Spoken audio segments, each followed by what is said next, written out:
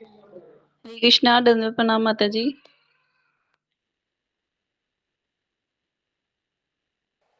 हरे कृष्णा, दंडवत प्रणाम। हरे कृष्णा माता जी, दंडवत प्रणाम माता जी।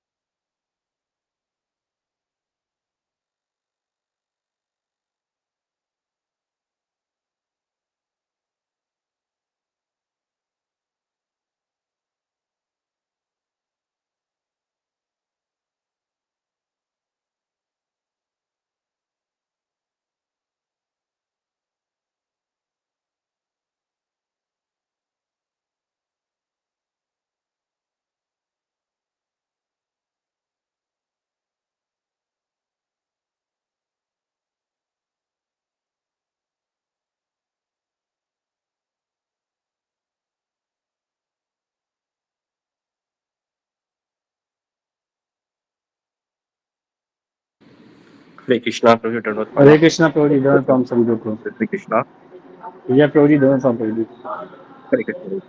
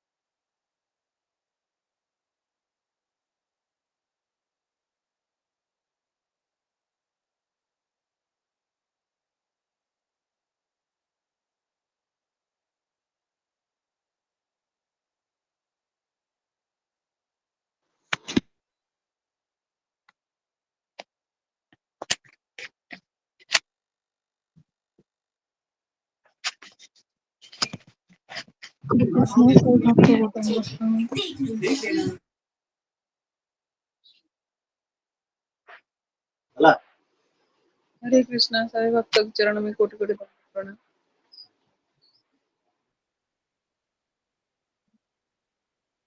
हरे कृष्णा सभी भक्तों के चरणों में दंडवत प्रणाम। अरे मोटर नहीं लिंक ना दौच मु दौच दंडवत प्रणाम माता जी प्रभु जी। हरे कृष्णा सभी भक्तों की चरणों में दंडवत प्रणाम। गुरु जी की चरणों में दंडवत प्रणाम। हरे कृष्णा। दंडवत प्रणाम। रेखा पायल माता जी, दंडवत प्रणाम। दंडवत प्रणाम माता जी, सभी भक्तों को दंडवत प्रणाम।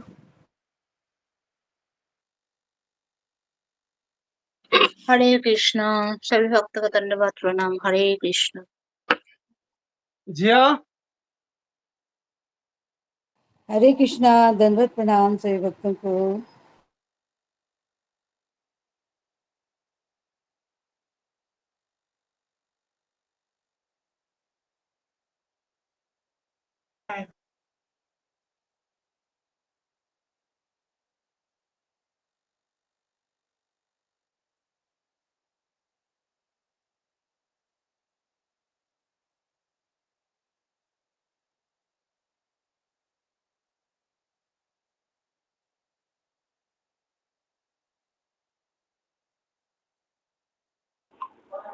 हरे कृष्णा माता जी, प्रभु जी, सभी भक्तों को दंडवत प्रणाम। हरे कृष्णा। हरे कृष्णा।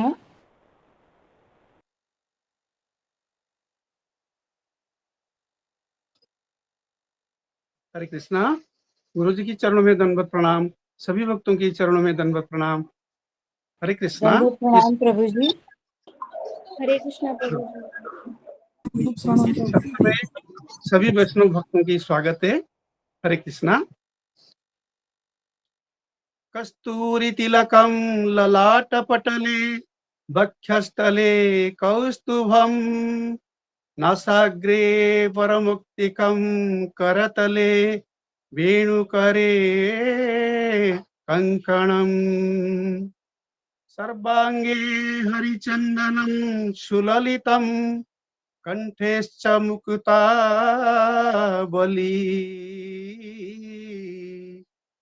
उपश्री परिवेष्टितो विजयते श्रीगोपाल चूड़ामणि।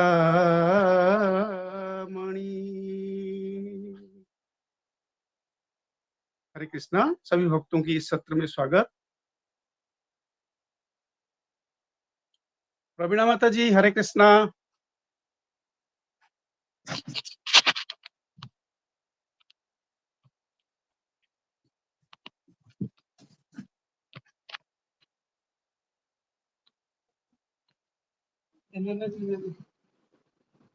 प्रवीणा माता जी हरे कृष्णा।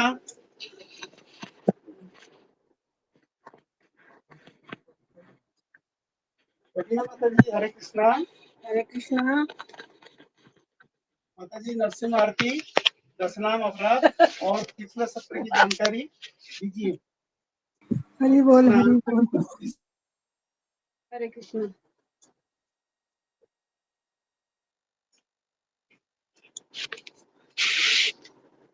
हरे कृष्णा। नरसिंह हरे कृष्णा प्रवीणा माता जी। हरे कृष्णा। माता जी हरे कृष्णा। माता जी धन्यवाद प्रणाम। नमस्ते नरसिंहाय प्रह्लादलादायिने हिरण्यकशिपुर्वक्षः शिलाटङ्कनखालये नृसिंह परतो नृसिंह यतो यतो यामि ततो नृसिंह बहिर्नृसिंह हृदये नृसिंह नरसिंहादिं शरणं प्रपद्ये नरसिंहादिं शरणं प्रपद्ये तव करकमलबरे नखं भूतशृङ्गं दलितो हिरण्यकशिपो तनुभृङ्गम् केशवधृत नरहरिरूप जय जगदीश हरे जय जगदीश हरे स्वामी जय जगदीश हरे जय नरसिंह देव जय नरसिंह देव सर्व विघ्न विनाशक नरसिंह देव जय प्रहलाद महाराज जय प्रहलाद महाराज भक्त शिरोमणि प्रहलाद महाराज हरे कृष्णा कृष्ण कृष्ण हरे हरे हरे राम राम राम हरे हरे जय प्रभुपाद प्रभुपाद प्रभुपाद जय जय प्रभुपाद जय गुरुदेव गुरुदेव गुरुदेव जय जय गुरुदेव। हरे कृष्ण। माता सभी भक्तों के चरणों में दंडवत प्रणाम। हरे कृष्णा। हरे कृष्णा। आप हरे सबको कृष्णा। दंडवत। सभी भक्तों को दंडवत प्रणाम। हरे कृष्णा।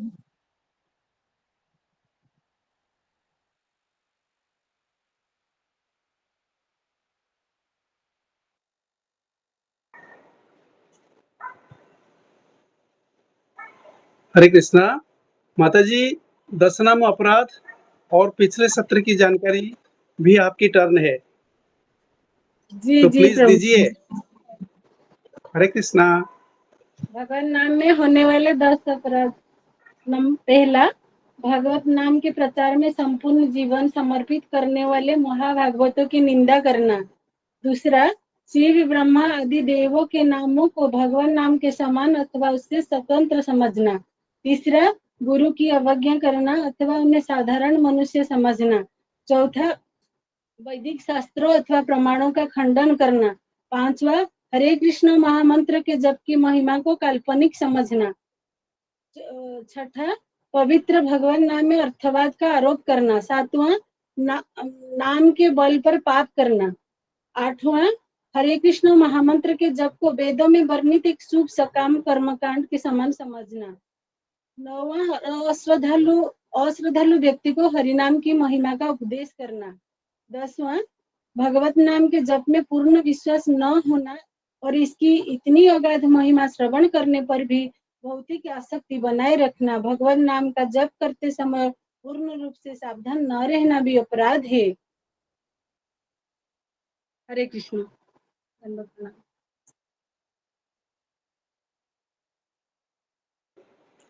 बहुत सुंदर माता जी, धन्यवाद। माता जी पिछले सत्र की जानकारी वो भी दीजिए। ठीक है देती हूँ। हरे कृष्ण। रवीना माता जी, हरे कृष्णा। सुनाई दे रहा है मेरा आवाज ना? दे रहा है प्रभु जी। हाँ, तो दीजिए। ज्ञानाञ्जनशलाकया चक्षुर्निमीलितं येन तस्मै श्रीगुरुवे नमः।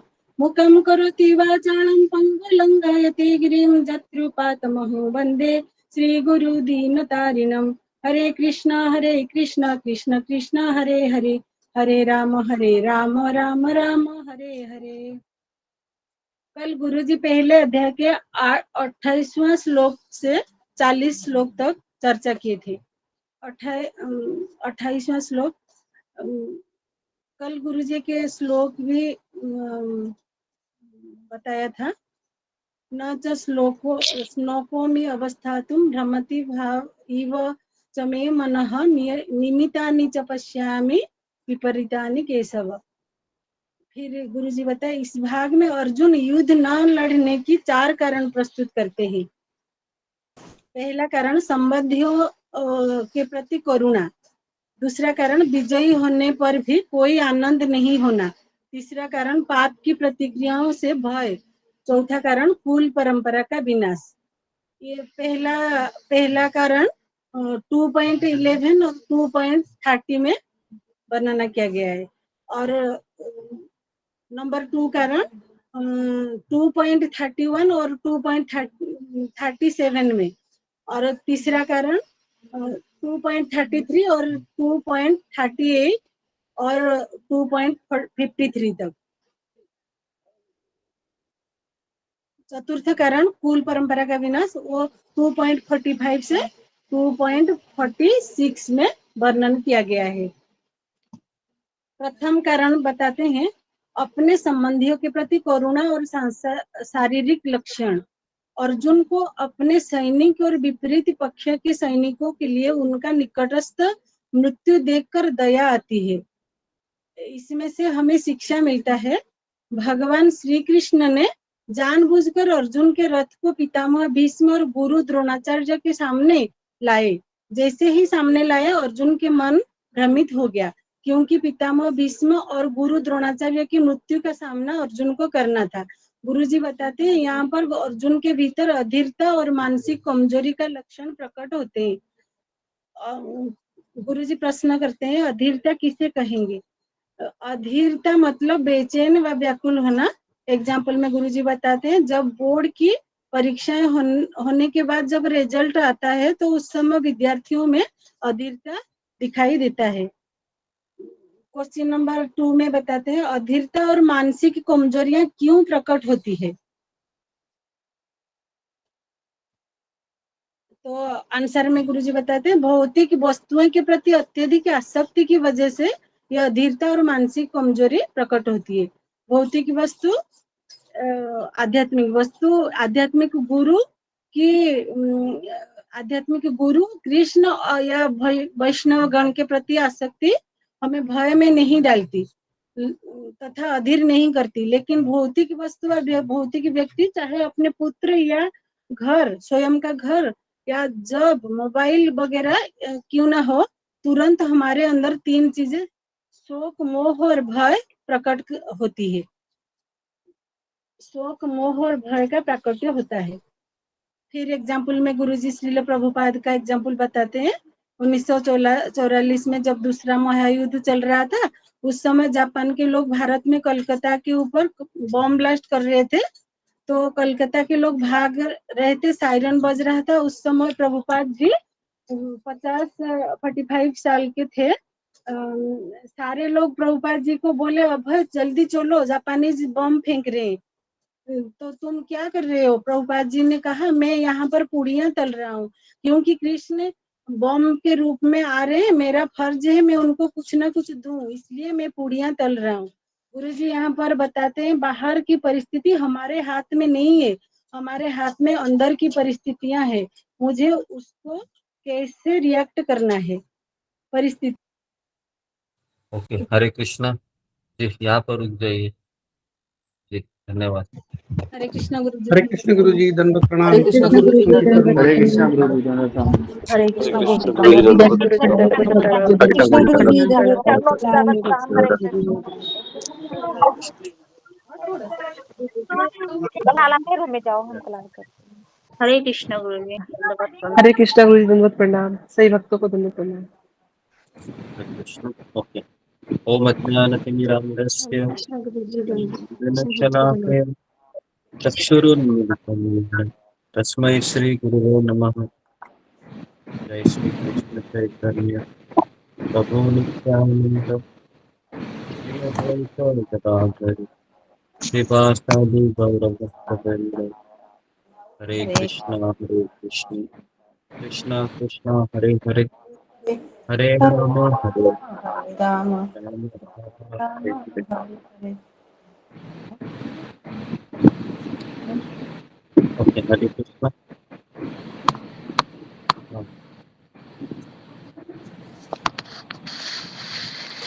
हरे कृष्णा गुरुजी, दंडवत प्रणाम। सभी भक्तों को दंडवत प्रणाम। तो आज हम दूसरा श्लोक करेंगे। तो दूसरे श्लोक का हम पहला श्लोक ले लेते थे आज।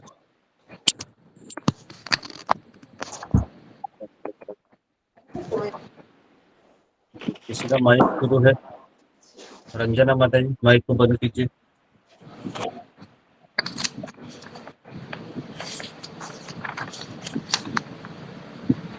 विजय पांडे, माइक को बंद कीजिए।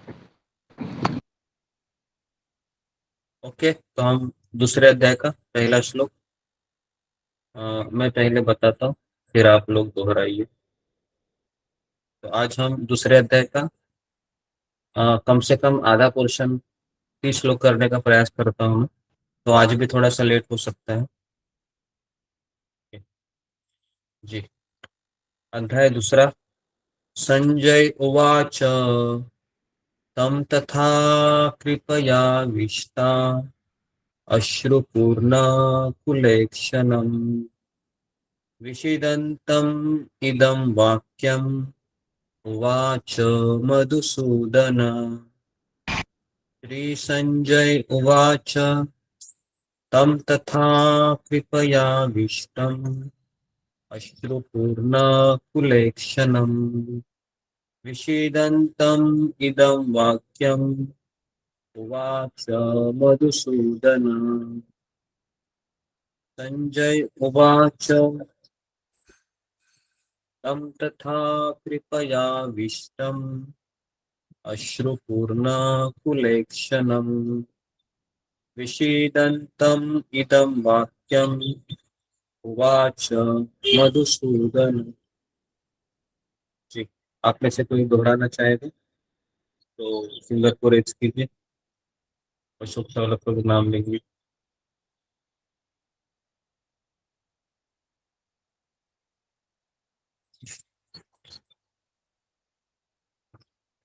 अशोक चावला प्रभु आए हैं? नहीं आए गुरुजी। ओके, विजय पांडे या राजेश चौधरी, आप नाम लीजिए। राजेश चौधरी है। समय है तो मैं तो विजय पांडे। हरे कृष्णा गुरुजी, दंडवत प्रणाम गुरुजी। ठीक है गुरुजी। ले लो। चंपा चक्रवर्ती माता जी आपका है टर्न, बोलिए। हरे कृष्ण दंडवत प्रणाम गुरुजी।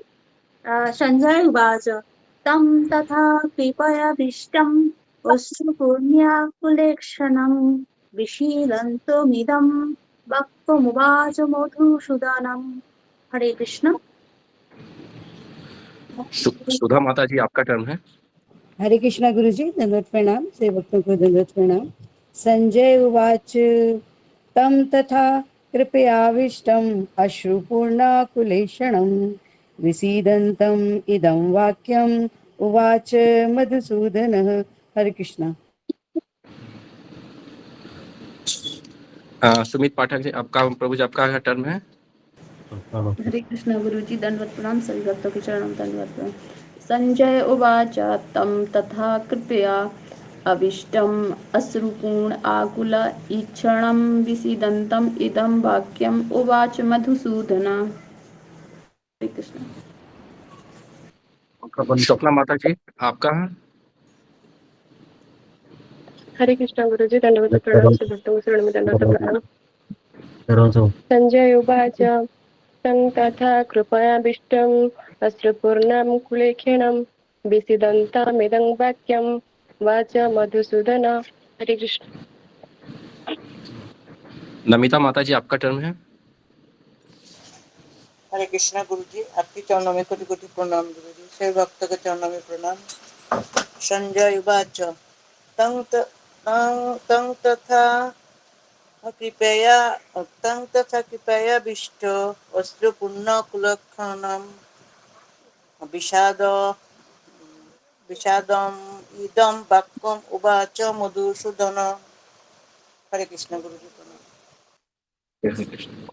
रेखा माता जी आपका टर्न है। रेखा पायल माता जी। हरे कृष्ण गुरु दंडवत प्रणाम। सभी भक्तों को दंडवत प्रणाम। संजय उवाच तं तथा कृपयाविष्टम् अश्रुपूर्णाकुलेक्षणं विसीदन्तम् इदं वाक्यम् उवाचः मधुसूदनः। हरे कृष्ण। मीनाक्षी माता जी आपका है टर्न। हरे हरे कृष्ण कृष्णा गुरुजी मीनाक्षी। दंडवत प्रणाम। सभी भक्तों को दंडवत प्रणाम। श्री संजय उवाच तं तथा कृपयाविष्टम् अश्रुपूर्णाकुलेक्षणं विषीदन्तम् इदं वाक्यम् उवाच मधुसूदन। हरे कृष्ण। डॉक्टर रेखा माता जी आपका टर्न है। हरे कृष्ण गुरुजी दंडवत प्रणाम। सभी भक्तों के चरणों में दंडवत प्रणाम। संजय उवाच तं तथा कृपयाविष्टिम् अश्रुपूर्णाकुलेक्षणं विषीदन्तमिदं वाक्यम् उवाच मधुसूदन। धन्यवाद प्रभु जी। हरे कृष्ण। परवीरा माता जी आपका टर्न है। हरे कृष्णा। हरे कृष्ण गुरु जी दंडवत प्रणाम। सभी भक्तों के चरणों में दंडवत प्रणाम। तुम तथा कृपयाभीष्टम् अश्रुपूर्णाकुलेक्षणं विषीदन्तमिदं वाक्यमुवाच मधुसूदनः। हरे कृष्ण।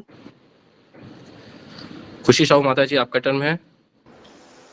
संजय उवाच तं तथा कृपयाविष्ट अश्रुपूर्णकुलेक्षणं विसीदन्तमुवाक्यमुवाच मधुसूदनः। हरे कृष्णा गुरु जी, सबका हो गया। हरे कृष्णा, दंडवत प्रणाम गुरु जी। ओके, हरे कृष्णा। तो जी, तो सब लोग लिखिए। पिछले अध्याय में संजय ने निष्कर्ष निकाला कि पिछले अध्याय में संजय ने निष्कर्ष निकाला कि अर्जुन युद्ध का इच्छुक नहीं था, या अर्जुन युद्ध करने के लिए इच्छुक नहीं है।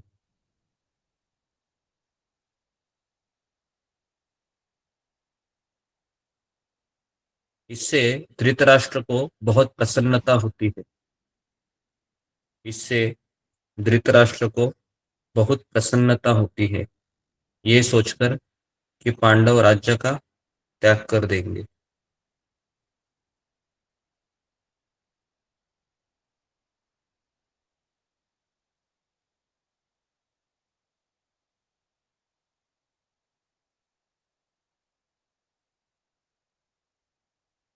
इस अध्याय में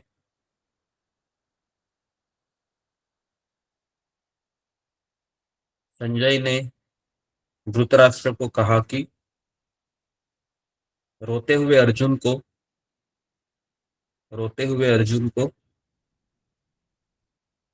कृष्ण किस प्रकार प्रेरित करेंगे।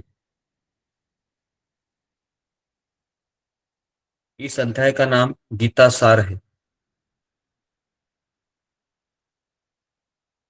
इस अध्याय का नाम गीता सार है क्योंकि इसमें कर्म योग, ज्ञान योग और भक्ति योग की कुछ झलक के विषय में वर्णन है। सब लोग अपने कैमरा को ऑन कीजिए।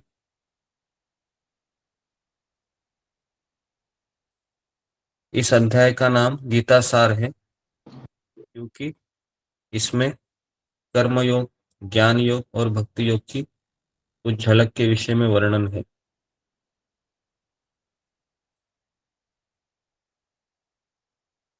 इस अध्याय में श्री कृष्ण आत्मा और भौतिक शरीर के अध्ययन,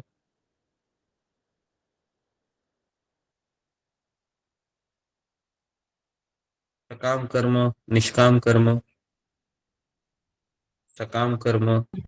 कर्म और स्थित प्रज्ञ व्यक्ति के लक्षणों के बारे में वर्णन करते हैं।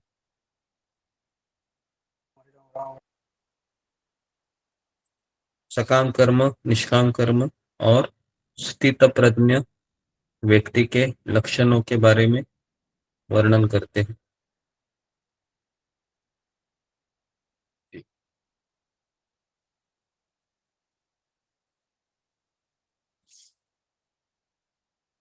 तो ओके, लिखिए अभी श्लोक क्रमांक 1 से लेके श्लोक क्रमांक 10 तक।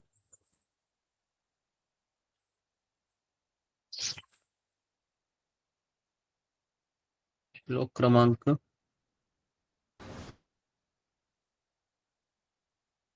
2.1 से लेके 2.10 हेडिंग दीजिए।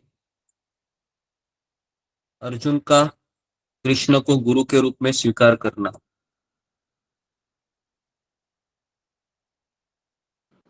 अर्जुन का कृष्ण को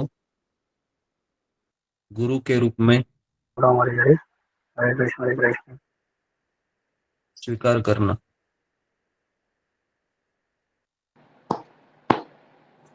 इसका माइक शुरू है, जरा माइक को बंद कीजिए।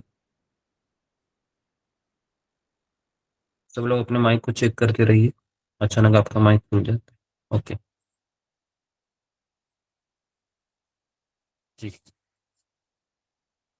तो लिखिए श्लोक क्रमांक 1, 2, 3।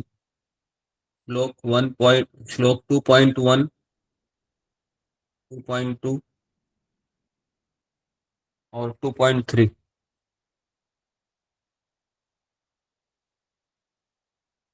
लिखिए भगवान श्री कृष्ण अर्जुन को डांटते हैं। भगवान श्री कृष्ण अर्जुन को डांटते हैं।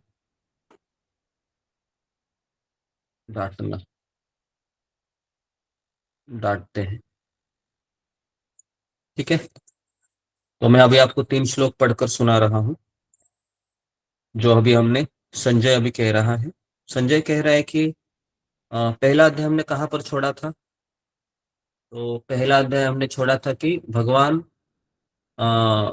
नहीं, अर्जुन है वह रथ पर बैठा है और धनुष्य बाण को छोड़ दिए है और बहुत डिप्रेशन में और बहुत भावनात्मक बीमारी से वह बहुत ही भ्रमित अवस्था में रो रहा है, ठीक है। तो यहाँ पर पहला अध्याय खत्म हुआ था।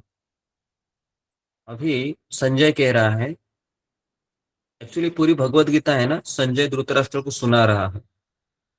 तो ये आप थोड़ा सा अपने दिमाग में रखिए। पूरी भगवत गीता है ना, संजय धृतराष्ट्र को सुना रहा है और इसके अंदर जो हो रहा है कृष्ण और अर्जुन के डायलॉग है। आई बस समझ में? तो इसके लिए इस पूरे भगवत गीता में 4 लोग हैं, धृतराष्ट्र, संजय, कृष्ण और अर्जुन। ठीक है।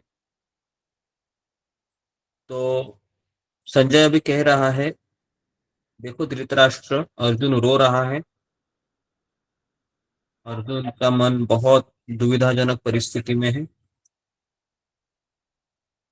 तो इसलिए यहाँ पर लिखा है, करुणा से व्याप्त, शोकयुक्त, अश्रुपूरित नेत्रों से अर्जुन को देखकर मधुसूदन भगवान ये शब्द बोले। क्या बोले कृष्ण? पहले लिखिए कि कृष्ण को मधुसूदन कहा गया है। लिखिए, कृष्ण को मधुसूदन कहा गया है।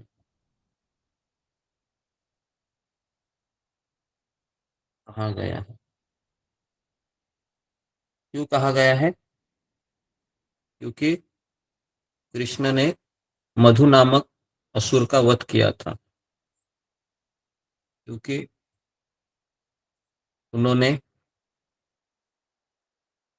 मधु नामक असुर का वध किया था।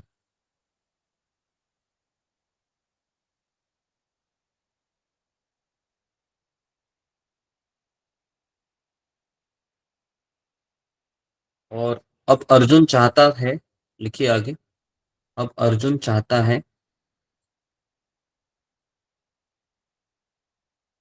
कि कृष्ण कृष्ण भी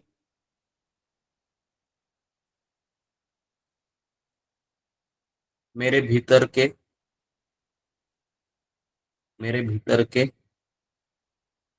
शंका रूपी असुर का वध करे। क्लियर है सबको ये अर्जुन मधुसूदन क्यों कहता है? देखिए, जैसे हमारे 3 चैप्टर होते हैं ना, तो हम यहाँ पर एक एग्जाम भी लेंगे ताकि मुझे ये समझ में आए कि आपको कितना समझ में आए। तो इसलिए ये सारी चीज आप लिखिए। तो मधुसूदन क्यों कहा है? क्योंकि अर्जुन चाहता है कि हे कृष्ण, मेरे मन में जो असुर उत्पन्न हुए हैं शंका रूपी, तो उसको आप वध करें। ठीक है। अभी लिखिए श्लोक 2.2।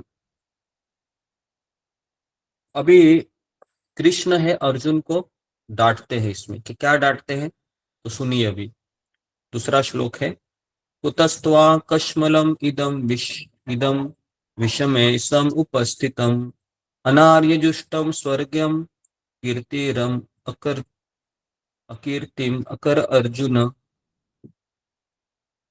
तो अभी भगवान कह रहे हैं कि कुतस्त्वा मतलब कहाँ से तुम्हारे अंदर ये बुराई आ गई, कहाँ से तुम्हारे अंदर ये मोह उत्पन्न हुआ, कहाँ से तुम्हारे मन में ये कलमश आ गया। फिर अनार्य शब्द आया। अनार्य शब्द का अर्थ है कि सभ्य व्यक्ति के अनुकूल नहीं है। जो जीवन मूल्य को जानता है उसे रोना नहीं चाहिए। भगवान कहते हैं तुम क्यों रो रहे हो, क्यों रो रहे हो। और फिर तीसरे श्लोक में कहते हैं, क्लेभ्यमास्म गम पार्थ नैतस्त्वमेतत् उपद्यते सूत्रम हृदय दौर्बल्यम त्यक्त्वा उत्तिष्ठ परंतप। फिर कहते हैं कि क्लेभ्य मास्म गम पार्थ, तुम्हारे अंदर ये नपुंसकता कैसे आ गई? तुम मेरे मित्र कहने के लायक नहीं हो, और तुम्हारा हृदय इतना दुर्बल कैसे बन गया? इसको त्याग करो और युद्ध के लिए खड़े हो जाओ। ठीक है। तो ये जो श्लोक क्रमांक 2 और 3 है, इसमें भगवान अर्जुन को डांटते हैं। ठीक है। तो अभी लिखिए कि भगवान कृष्ण, लिखिए भगवान कृष्ण अर्जुन को यह कहकर डांटते हैं, यह कहकर डांटते हैं कि तुम्हारे अंदर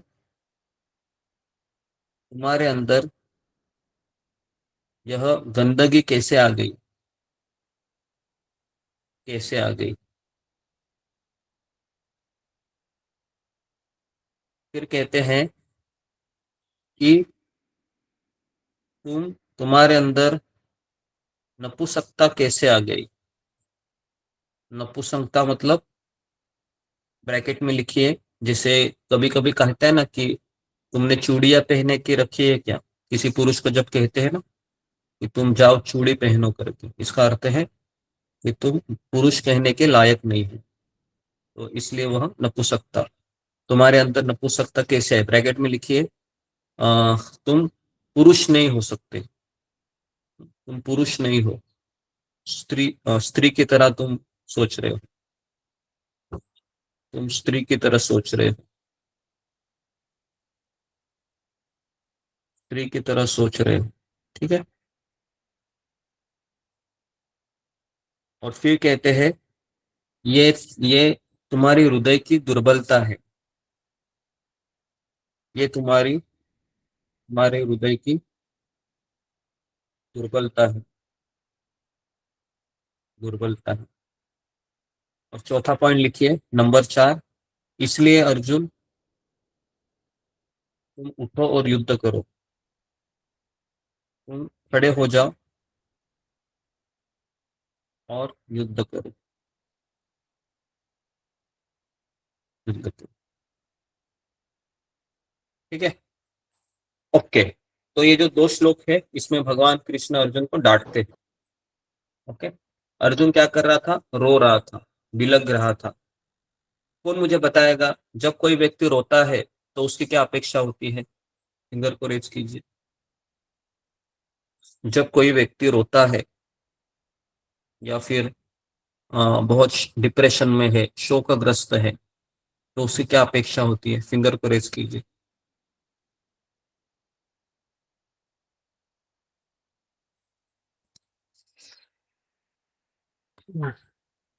जी, सुमित पाठक। हरे कृष्णा गुरु जी, वो पहले से हैंड रेस है गुरु जी। पहले से हैंड रेज है, लेकिन बोल तो सकती हो ना, क्या कभी जिंदगी में रोई नहीं तुम। ओके, बताइए, फिंगर को रेज कीजिए कि अगर हम रोते हैं तो हमारी क्या अपेक्षा होती है सामने वाले से। बहुत सिंपल सवाल है, ये सवाल भी नहीं आ सकता तो आप क्या गीता पढ़ेंगे। ओके, बताइए, उषा ठाकुर।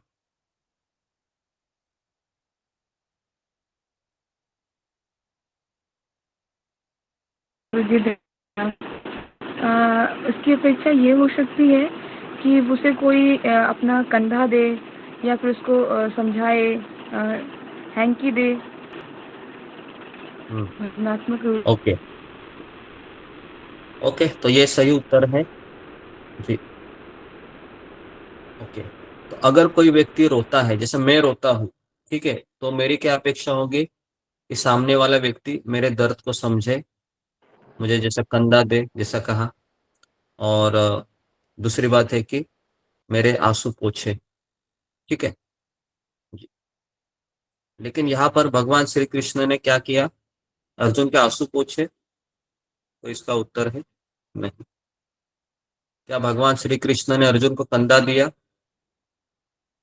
इसका उत्तर है नहीं। क्या भगवान श्री कृष्ण ने अर्जुन को कहा कोई बात नहीं है ना, हम कल युद्ध करेंगे, ऐसा कुछ कहा, ऐसा नहीं। तो इसलिए इससे हमें ये शिक्षा प्राप्त हो रही है कि कोई व्यक्ति गलत कारण के लिए रो रहा है तो सामने वाले व्यक्ति ने उसको डांटना चाहिए। क्लियर है आपको। अगर कोई व्यक्ति है बिना बजाय रो रहा है या अपने अपने मन में केवल कल्पनाएं कर रहा है कि मेरे साथ ऐसा होगा, मेरे साथ इसने शायद, अगर मैं ये करूंगा तो वो होगा, अपने ही मन में बहुत फिल्म बना रहा है, तो ऐसे व्यक्ति को डांटना चाहिए, है ना, भले वो रो रहा है क्यों ना हो। तो इससे ये शिक्षा मिलती है। तो शिक्षा लिखिए इसमें, शिक्षा। अगर हम अगर हम गलत कारण के लिए रो रहे हैं, अगर हम गलत कारण के लिए रो रहे हैं,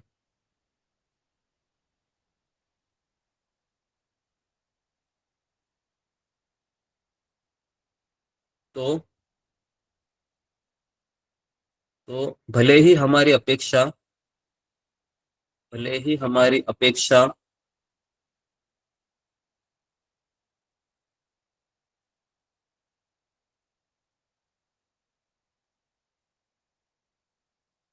कंधा देने की हो, है ना, कंधा देने की हो, या फिर मेरी सांत्वना कोई करे, है ना, मेरी सांत्वना करे,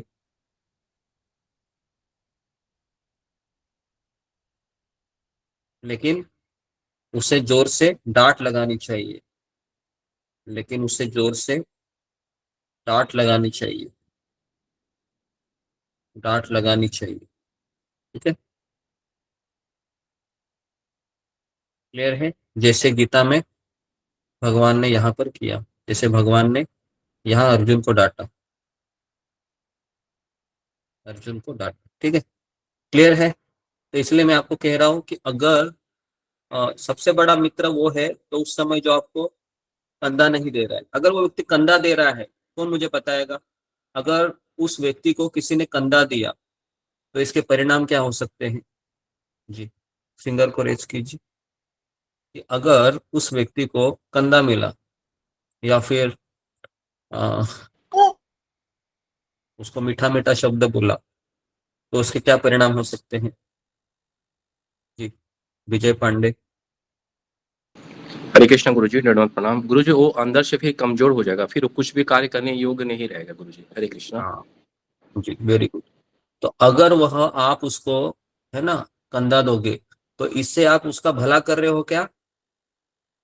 नहीं, आप उसका भला नहीं कर रहे हो, आप उसके सबसे बड़े दुश्मन हो फिर, क्योंकि वह व्यक्ति जीवन में कभी कुछ नहीं कर पाएगा। ठीक है, क्योंकि वो हमेशा फिर कभी भी अड़चन आएगी तो क्या करेगा? ऐसे ही रोते रहेगा, और फिर वो आप भी जाओगे, अभी आएगा मेरे आंसू पोछेगा, आजा आजा, तो इससे वो हमेशा कभी प्रगति नहीं करेगा। क्लियर है? तो इसलिए इस केस में सच्चा मित्र कौन है? जो उसको डांटे, उसको समझाए ये गलत है, ये सही है। क्लियर है आपको? ये कितने लोगों को ये बात क्लियर हो गई है? फिंगर को रेज कीजिए, फिर हम आगे बढ़ते हैं।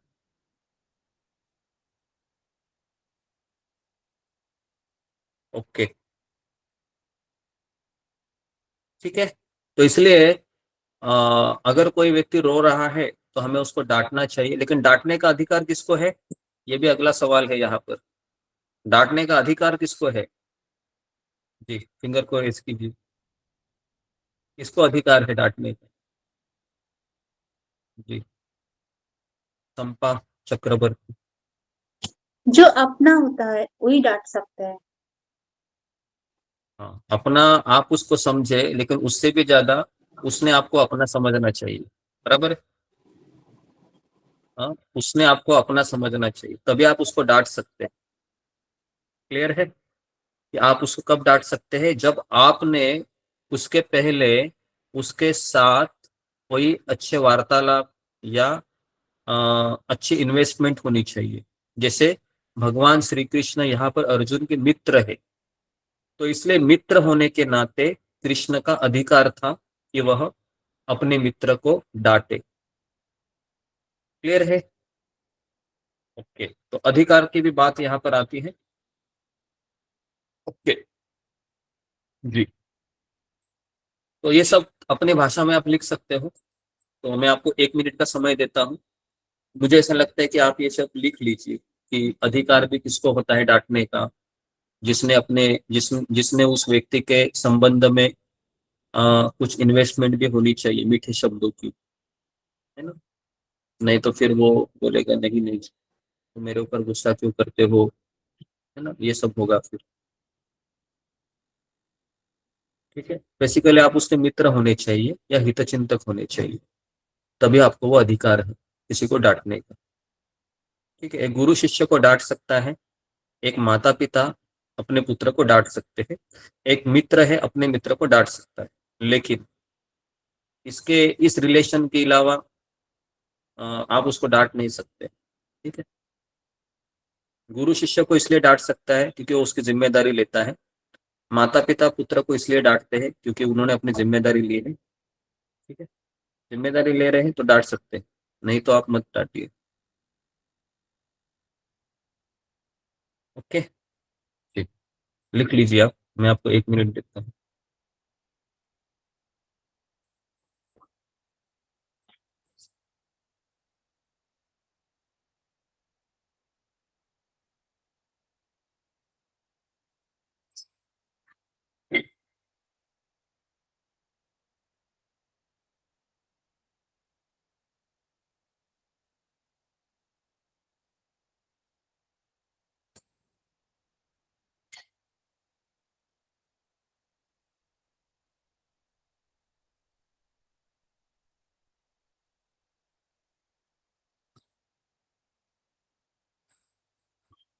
ठीक, क्या लिखा विजय पांडे? पढ़ो, हरे कृष्ण। पूरा पढ़ो अभी तो, मतलब जो अभी तक जितना लिखवाया है सब जी पढ़ो। जी गुरु जी। पिछले अध्याय के समय मैं निष्कर्ष निकाला कि अर्जुन युद्ध के इच्छुक नहीं है। इसके धृतराष्ट्र को बहुत प्रसन्नता होती है। इस पर पांडव अपने राज्य का त्याग कर देंगे। इस अध्याय में संजय को कहा कि रोते हुए अर्जुन को कृष्ण किस प्रकार प्रेरित करेंगे। इस अध्याय का नाम गीता सार है क्योंकि उसमें कर्म योग, ज्ञान योग, भक्ति योग की कुछ झलक का वर्णन है। इस अध्याय में कृष्ण ने भौतिक आत्मा एवं निष्काम कर्म, सकाम कर्म एवं स्थिति प्रज्ञ व्यक्ति के लक्षणों के बारे में वर्णन करते हैं। अध्याय श्लोका 1 से लेकर 10 में 2.1 एंड 2.1 में अर्जुन को कृष्ण के गुरु के रूप में स्वीकार किया। और 2.1, 2.2, 2.3 भगवान श्री कृष्ण अर्जुन को डांटते हैं। पहला है कि कृष्ण को मधुसूदन कहा गया है क्योंकि मधु नामक असुर का वध किया था। अब अर्जुन चाहता है कि कृष्ण भी मेरे भीतर की शंका रूपी असुर का वध करे। 2.2 में कृष्ण यहाँ कहा कि तुम्हारे अंदर कृष्ण ने अर्जुन को कहा कि तुम्हारे अंदर ऐसा मोह और कलमश कैसे उत्पन्न हुआ है। 2.3 में तुम्हारे अंदर नपुंसकता कैसे आ गई है। फिर भगवान श्री कृष्ण अर्जुन को डांट कर कहते हैं कि तुम्हारे अंदर यह गंदगी कैसे आ गई है। फिर कहते हैं कि तुम्हारे अंदर नपुंसकता, ब्रैकेट में बताए थे आप, तुम पुरुष कहने लायक नहीं हो, स्त्री की तरह रो रहे हो, यह तुम्हारी हृदय की दुर्बलता है। चौथा बताएं कि इसलिए अर्जुन उठो एवं युद्ध करो। फिर लिख रहे हैं गलत कारण के लिए, हाँ यदि फिर बताते हैं कि शिक्षा है। शिक्षा में क्या बता रहे हैं, अगर हम गलत कारण के लिए रो रहे हैं तो भले ही हमारी अपेक्षा कंधा देने को हो, मेरी सतावना कोई करे, लेकिन उसे जोर से डांट लगाना चाहिए। डांटने का अधिकार किसको है? जिस व्यक्ति के साथ गहरा संबंध हो या आपसे अपनापन हो।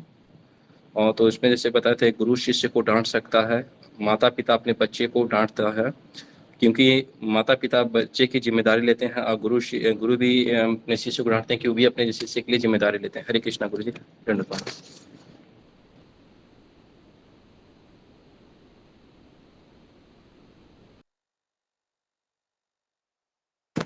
आप म्यूट है गुरुजी। भगवान शब्द का अर्थ लिखिए। भगवान शब्द का अर्थ है जिसके पास संपूर्ण धन, शक्ति, यश, सौंदर्य, ज्ञान तथा त्याग पूर्ण रूप से उपस्थित है। पूर्ण रूप से उपस्थित है।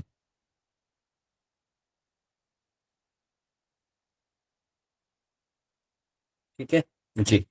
अभी लिखिए श्लोक क्रमांक 4, 5, 6, 2.4, 2.5, 2.6। अर्जुन के अन्य संदेह तथा शंकाएं। लिखिए अर्जुन के अन्य संदेह तथा शंकाएं।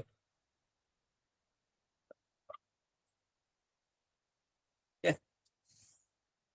तो अभी हम चौथा श्लोक पढ़ते हैं। श्री अर्जुन उवाच कथम भीष्मम् अहम संख्ये द्रोण च मधुसूदन इषुभिः प्रतियोस्तात्मि पूजाहार अरिसूदन। श्लोक क्रमांक 5।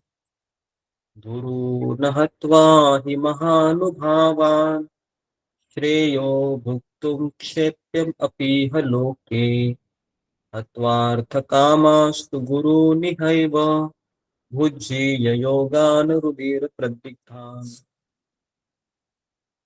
श्लोक क्रमांक 6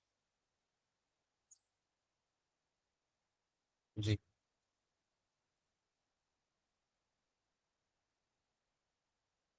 ओके, शेख हम बाद में लेते हैं जी।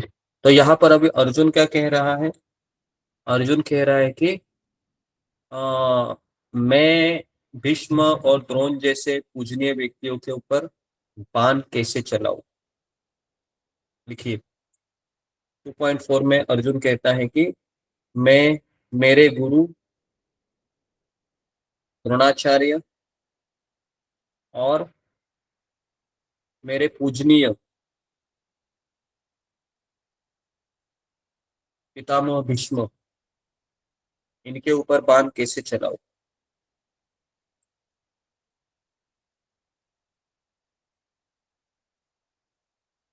इनके ऊपर बाण कैसे चलाऊं। इनके ऊपर बाण कैसे चलाऊं। बाण कैसे चलाऊं। ओके, तो लिखिए वरिष्ठ सदैव सम्माननीय होते हैं।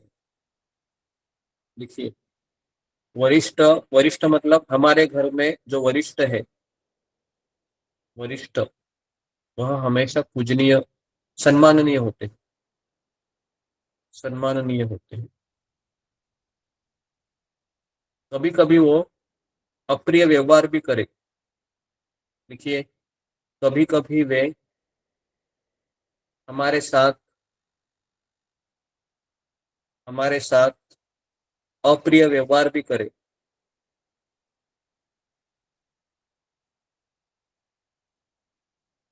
अप्रिय व्यवहार भी करे तो भी हमें पलटकर जवाब नहीं देना चाहिए। तो भी हमें पलटकर जवाब नहीं देना चाहिए। जवाब नहीं देना चाहिए।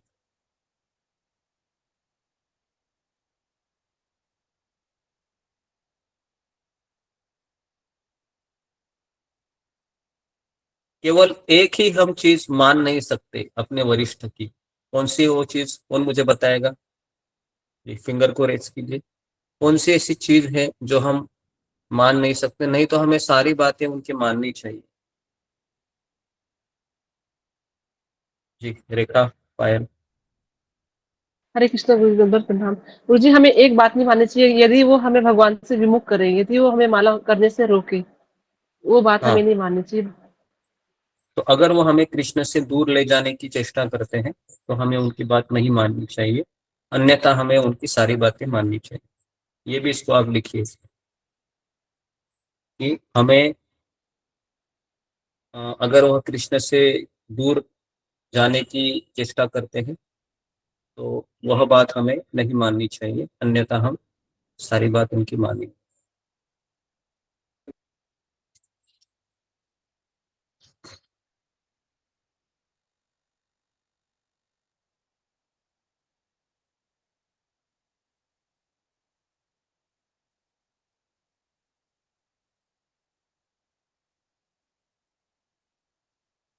जी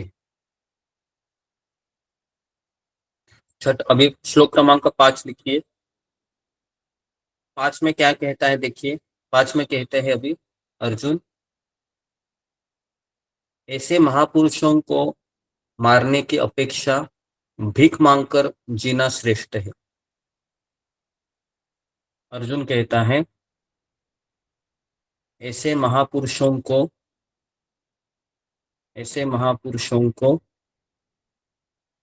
मारने की अपेक्षा भीख मांगकर जीना श्रेष्ठ है।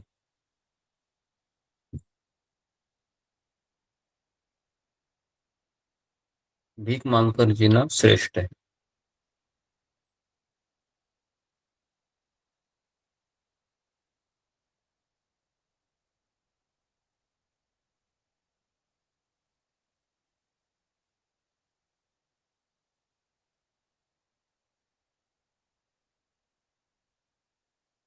ठीक है, तो अर्जुन का ये सब विचार है यहाँ पर। ठीक है, तो अर्जुन की सोच यहाँ पर सही है तो सही लग सकती है, लेकिन अर्जुन अपने मन से सोच रहा है ये सब चीजें। ठीक है, तो मन से अगर हम सही भी चीज सोचे फिर भी वो हमको भ्रमित करती है। कैसे? तो अभी श्लोक क्रमांक 6 है, लिखिए। श्लोक 6 में क्या बोलता है देखो। अभी श्लोक 6 में कह रहा है कि सुनिए, पहले मैं क्या बोलता हूँ। श्लोक 6 में पढ़ता हूँ पहले जी। न चेतद् कतरनो गरीयो यद्वाचमेम यदि वा नु जयेयु यानेव हत्वा न जिजीविषम् अस्ते अवस्थिता प्रमुखे धृतराष्ट्र। तो श्लोक 6 में कह रहा है कि मैं ये भी नहीं जानता कि क्या श्रेष्ठ है। ठीक है, क्या मैं उनसे मैं युद्ध करके जीत जाऊं या फिर मैं उनसे हार के उनको जिता दूं।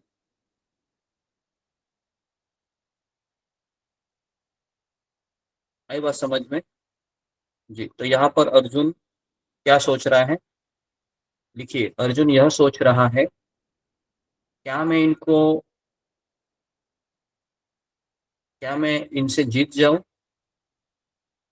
क्या मैं इनसे जीत जाऊं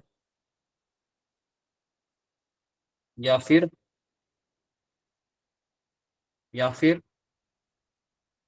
वो मुझसे जीत जाए, वो मुझसे जीत जाए।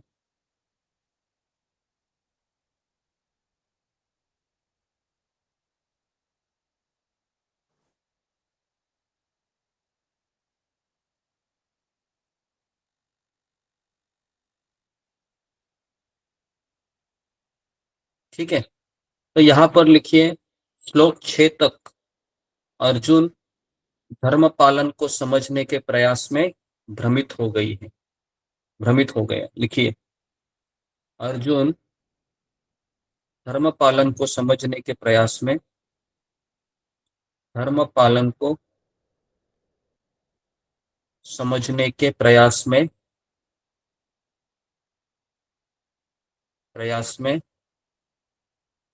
उसकी मति भ्रमित हो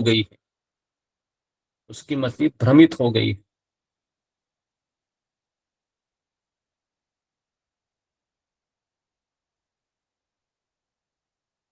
फलस्वरूप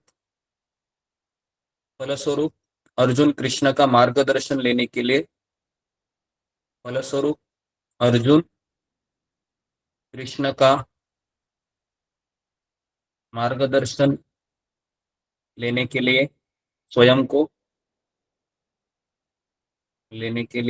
स्वयं को शिष्य के रूप में प्रस्तुत करता है। ठीक है जी। अर्जुन धर्म पालन को समझने के प्रयास में उसकी मति भ्रमित होती है। फलस्वरूप अर्जुन कृष्ण का मार्गदर्शन लेने के लिए स्वयं को शिष्य के रूप में प्रस्तुत करता है। ठीक है, तो यहाँ तक अभी भगवत गीता है वह, है ना। यहाँ तक अर्जुन बोल रहा था, अभी भगवत गीता शुरू होगी। आई बात समझ में? अभी भगवत गीता शुरू होगी। यहाँ तक हम केवल बैकग्राउंड समझ रहे थे। है ना, 7वें श्लोक तक, या वो पहला अध्याय। ठीक है जी। तो यहाँ पर हमें एक शिक्षा मिलती है। शिक्षा लिखिए, शिक्षा लिखिए। अगर मेरा मन भ्रमित, अगर मेरा मन भ्रमित हो जाता है,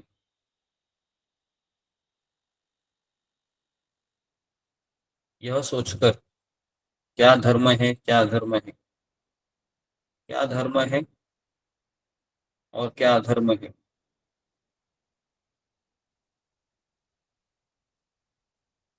तो हमें तो हमें मार्गदर्शन लेना चाहिए, हमें मार्गदर्शन लेना चाहिए। जी ठीक है। ओके, तो यहाँ तक किसी का कुछ, सबको समझ में आया? यहाँ तक किसी का कुछ सवाल है? क्योंकि यहाँ के बाद अभी कृष्ण बोलने वाले हैं। यहाँ तक अगर हमारा दिमाग क्लियर है, तो यहाँ पर अर्जुन मतलब मैं हूँ। अर्जुन जैसे युद्ध करने से पहले, है ना, निराश हो गया है, वैसे हम भी इस संसार में युद्ध करने से पहले, संघर्ष करने से पहले निराश होते हैं। कई बार हम निराश हुए हैं, हम सबको पता है। कई बार हम रात रात जग कर रोए भी होंगे, जब हमारी अपेक्षा पूरी नहीं हुई होगी। बराबर है, सबने ये सब किया होगा। ऐसा नहीं कि अर्जुन के साथ ही होता है, सबके साथ हुआ है। ठीक है, लेकिन अभी यहाँ पर अर्जुन ने एक सबसे अच्छा काम किया है। क्या किया है? तो अभी देखिए, 7वें श्लोक में अर्जुन कहता है कृष्ण से, कार्पण्य दोषो उपहत स्वभाव, मूर्छामि त्वां धर्म सम्मूढ़ चेता, यच्छ्रेयस्नानिश्चितं ब्रूहि तन्मे, शिष्यस्तेऽहं शाधिमा त्वां प्रपन्नम। तो अभी अर्जुन क्या कह रहा है? देखो, अर्जुन कह रहा है कि मैं अपनी कृपण दुर्बलता के कारण शोकग्रस्त हो गया हूँ, अपने कर्तव्य से भ्रमित हो गया हूँ। इसीलिए मैं आपसे पूछ रहा हूं कि मेरे लिए श्रेयस्कर क्या है। मैं आपका शिष्य हूं, मैं आपका शिष्य हूं और आपकी शरण में आया हूं, मुझे मार्गदर्शन दे। तो यहां से, है ना, व्यक्ति ज्ञान ग्रहण करने के योग्य होता है। अगर ये भाव नहीं है, तो हमारे अंदर कितना भी हम कानों से सुने, ये यहां से सुनेंगे और यहां से चला जाएगा, अंदर नहीं घुसेगा। क्योंकि यहाँ पर अर्जुन एक चीज कह रहा है कि मैं भ्रमित हो गया हूं। नंबर 1, ये स्वीकार करना कि मैं भ्रमित हो गया हूं, ये पहली योग्यता। दूसरी योग्यता है कि आ, मैं आपका शिष्य हूं, आप मेरे गुरु हैं, ये संबंध प्रस्थापित करना। और नंबर 3, मैं आपकी शरण में आया हूं। और नंबर 4, आप मुझे मार्गदर्शन करें। ये 4 चीजें हैं, ये योग्यता है ज्ञान ग्रहण करने की। तो लिखिए इसको, श्लोक क्रमांक 7, श्लोक क्रमांक 7 लिखिए।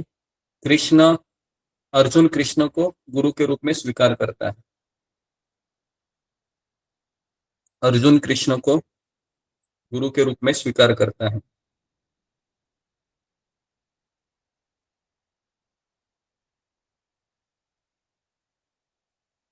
ठीक है, तो योग्यता लिखिए। अभी योग्यता लिखिए। नंबर 1, मैं भ्रमित हो गया हूं।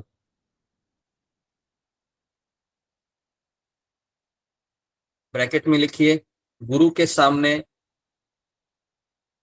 गुरु के सामने अपने आप को मूर्ख समझना चाहिए, अपने आप को मूर्ख समझना चाहिए।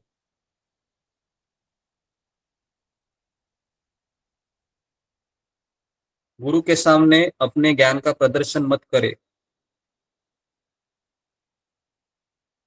गुरु के सामने अपने ज्ञान का प्रदर्शन मत करे।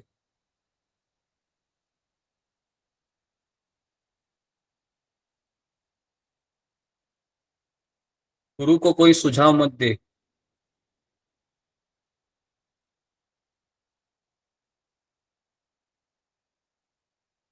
जब तक वो आपसे ना पूछे।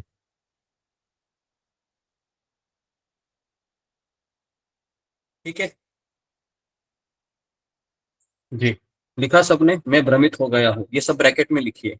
गुरु के सामने अपने आप को मूर्ख समझना चाहिए। गुरु के सामने अपने ज्ञान का प्रदर्शन मत करे और गुरु को कोई सुझाव मत दे जब तक वह आपको ना पूछे। ठीक है। नंबर 2 लिखिए कि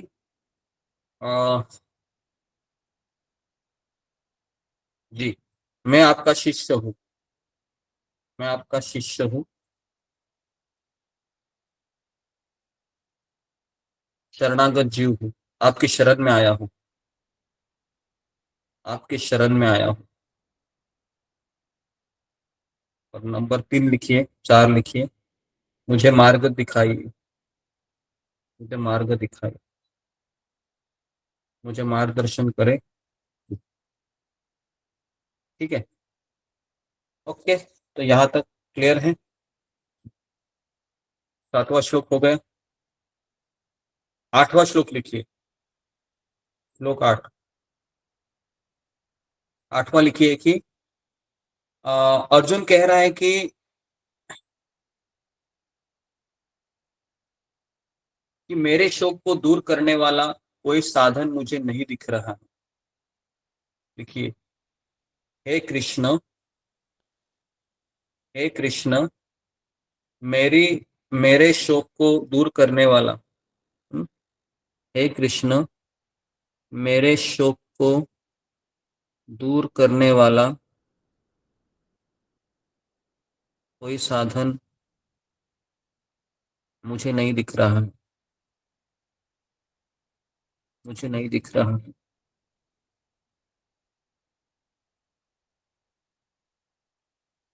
चाहे मुझे चाहे मुझे तीनों लोकों का राज क्यों ना मिले।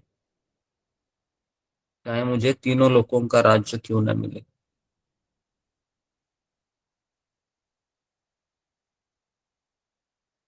ठीक है जी।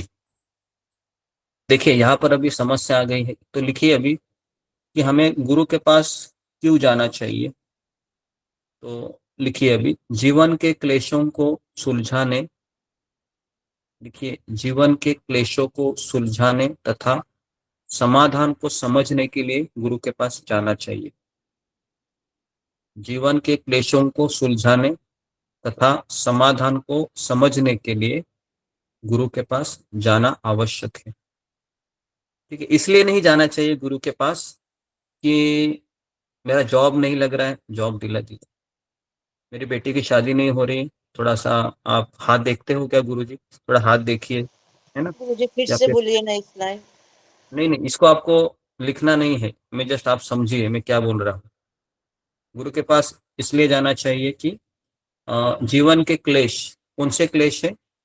ब्रैकेट में लिखिए, जन्म, मृत्यु, बुढ़ापा और बीमारी, ये जीवन के क्लेश है। ठीक है। तो हमें इसलिए जाना चाहिए कि मैंने इस संसार में जन्म क्यों लिया है, मेरी मृत्यु क्यों होगी, मैं बीमार क्यों हो रहा हूँ, मुझे बुढ़ा क्यों बनाया जा रहा है। इस सवाल के उत्तर ढूंढने के लिए गुरु के पास जाना चाहिए। ओके।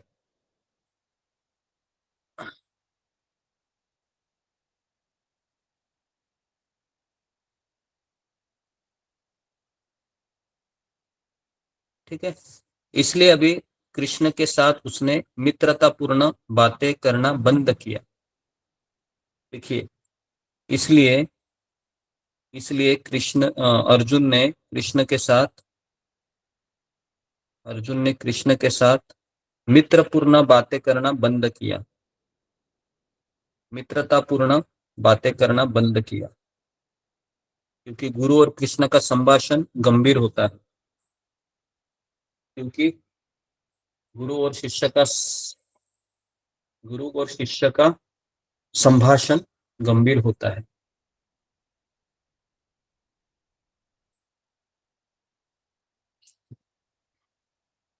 जी ओके ठीक है। यहाँ जी यहाँ तक किसने लिखा है अच्छे से, फिंगर को रेज कीजिए। किसने किसने लिखा है अच्छे से? जी सुप्रिया दिवाटे पढ़ो। ये श्लोक क्रमांक 2.4 से पढ़ो। हरे कृष्ण गुरुजी, दंडवत प्रणाम। सभी भक्तों के चरणों में दंडवत प्रणाम। श्लोक क्रमांक 4। अर्जुन कहता है कि मेरे गुरु द्रोणाचार्य और मेरे पूजनीय भीष्म, इनके ऊपर बाण कैसे चलाऊं? वरिष्ठ सदैव सम्माननीय होते हैं। कभी कभी वे अप्रिय व्यवहार हमारे साथ करे तो भी हमें पलटकर जवाब नहीं देना चाहिए। केवल एक ही चीज हम अपने वरिष्ठ की मान नहीं सकते हैं, वो अगर वो हमें कृष्ण से दूर लेने की चेष्टा करे तो वो बात हमें नहीं माननी चाहिए, बाकी सारी बातें हमें माननी चाहिए। श्लोक क्रमांक 5। ऐसे महापुरुषों को मारने की अपेक्षा भीख मांगकर जीना श्रेष्ठ है। अर्जुन ये सब हमारे मन में सोच रहा है। श्लोक क्रमांक 6। अर्जुन ये सोच रहा है कि क्या मैं इनसे जीत जाऊं या फिर वो मुझसे जीत जाए। अर्जुन धर्म पालन को समझाने के प्रयास में उसकी मति भ्रमित हो गई है। फलस्वरूप अर्जुन कृष्ण का मार्गदर्शन लेने के लिए स्वयं को शिष्य के रूप में प्रस्तुत करता है। इसी से भगवत गीता शुरू होती है। इससे हमें यह शिक्षा मिलती है कि अगर मेरा मन भ्रमित हो जाता है क्या धर्म है और क्या अधर्म है, तो हमें मार्गदर्शन लेना चाहिए। यहाँ पर अर्जुन मतलब मैं हूँ या हम इस संसार में हम अर्जुन है। श्लोक क्रमांक 7। अर्जुन कृष्ण को गुरु के रूप में स्वीकार करता है। इसमें मैं भ्रमित हो गया हूँ और ब्रैकेट में आता है कि गुरु के सामने अपने आप को मूर्ख समझना चाहिए। गुरु के सामने अपने ज्ञान का प्रदर्शन मत करो। तीसरा है गुरु को सुझाव मत दे जब तक वो हमसे ना पूछे। और सेकंड है इसमें कि मैं आपका शिष्य हूँ, शरणागत जीव हूँ, आपके शरण में आया हूँ। और तीसरा है कि मुझे मार्गदर्शन करे या मार्ग दिखाई दे। श्लोक क्रमांक 8। हे कृष्ण, मेरे शोक को दूर करने वाला कोई साधन मुझे नहीं दिख रहा है, चाहे मुझे तीनों लोगों को का राज्य क्यों ना मिले।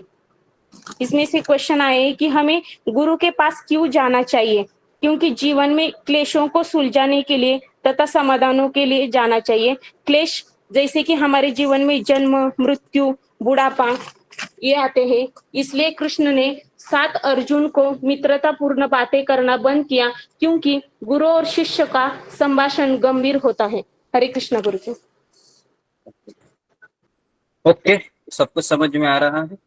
तो अभी हम श्लोक क्रमांक 9 पे जाते हैं। ठीक है जी, वेरी गुड, अच्छा बताया। ठीक है, तो लिखिए श्लोक क्रमांक 9 में लिखिए। श्लोक 9। कृष्ण से अर्जुन कृष्ण से बोला, अर्जुन कृष्ण से कहा, हे गोविंद मैं युद्ध नहीं करूंगा। हे गोविंद मैं युद्ध नहीं करूंगा।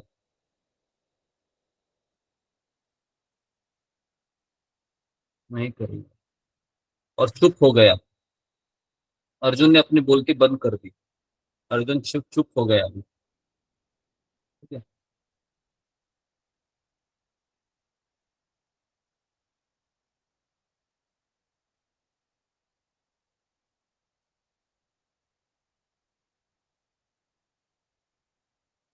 ठीक है। श्लोक क्रमांक 10 में लिखिए कि शोकमग्न अर्जुन को देखकर कृष्ण कृष्ण हंस पड़े। कृष्ण हंस पड़े मतलब कृष्ण ने अर्जुन को देखकर स्माइल किया। हाँ, हंसने का अर्थ ये नहीं कि हा हा हा करके हंसे, स्माइल किया। जी, क्यों किया, कौन मुझे बताएगा कि कृष्ण ने अर्जुन को क्यों ऐसे हंसा। कि एक्चुअली ये बहुत अर्जुन रो रहा है अर्जुन कह रहे हैं कि मुझे युद्ध नहीं करना है, और यहाँ पर भगवान श्री कृष्ण उसको देखकर थोड़ा सा स्माइल कर रहे हैं। तो इस स्माइल के पीछे क्या कारण है? फिंगर को रेज कीजिए जी। मीनाक्षी रावत। हरे कृष्णा गुरुजी, दंडवत प्रणाम, सभी भक्तों को दंडवत प्रणाम। गुरुजी, आपने बताया था कि इससे पहले जो थे अर्जुन और कृष्ण मित्र थे, लेकिन अभी अचानक से अर्जुन ने भगवान कृष्ण को मित्र से गुरु बना दिया, तो इसलिए भगवान हंसते। हरे कृष्ण। हाँ, तो लिखिए, भगवान कृष्ण और अर्जुन ये मित्र थे। अर्जुन मित्र थे, अभी अर्जुन शिष्य बनने जा रहा है। अभी अर्जुन शिष्य बनने जा रहा है, इसके लिए भगवान को हंसी आई। शिष्य बनने जा रहा, इसलिए भगवान को हंसी आई। इसलिए भगवान को हंसी आई। ठीक है जी।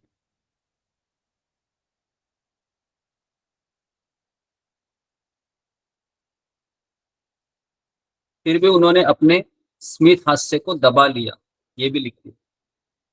फिर भी कृष्ण ने अपने हास्य को दबा लिया, स्मित हास्य को दबा लिया। स्मित हास्य, सोचो भगवान कैसे हंसते होंगे। स्मित, कितना सुंदर भगवान का मुख दिखता होगा जब भगवान इस तरह से हंसते हैं। स्मित हास्य को दबा लिया, क्यों दबा लिया? इसके पीछे भी कारण है, क्योंकि अर्जुन को थोड़ा सा, है ना, अच्छा भी नहीं लग सकता है, क्योंकि अर्जुन रो रहा है और कृष्ण हंस रहे हैं। तो लिखिए, तुरंत गुरु की भूमिका को भगवान ने ग्रहण किया। तुरंत गुरु की भूमिका को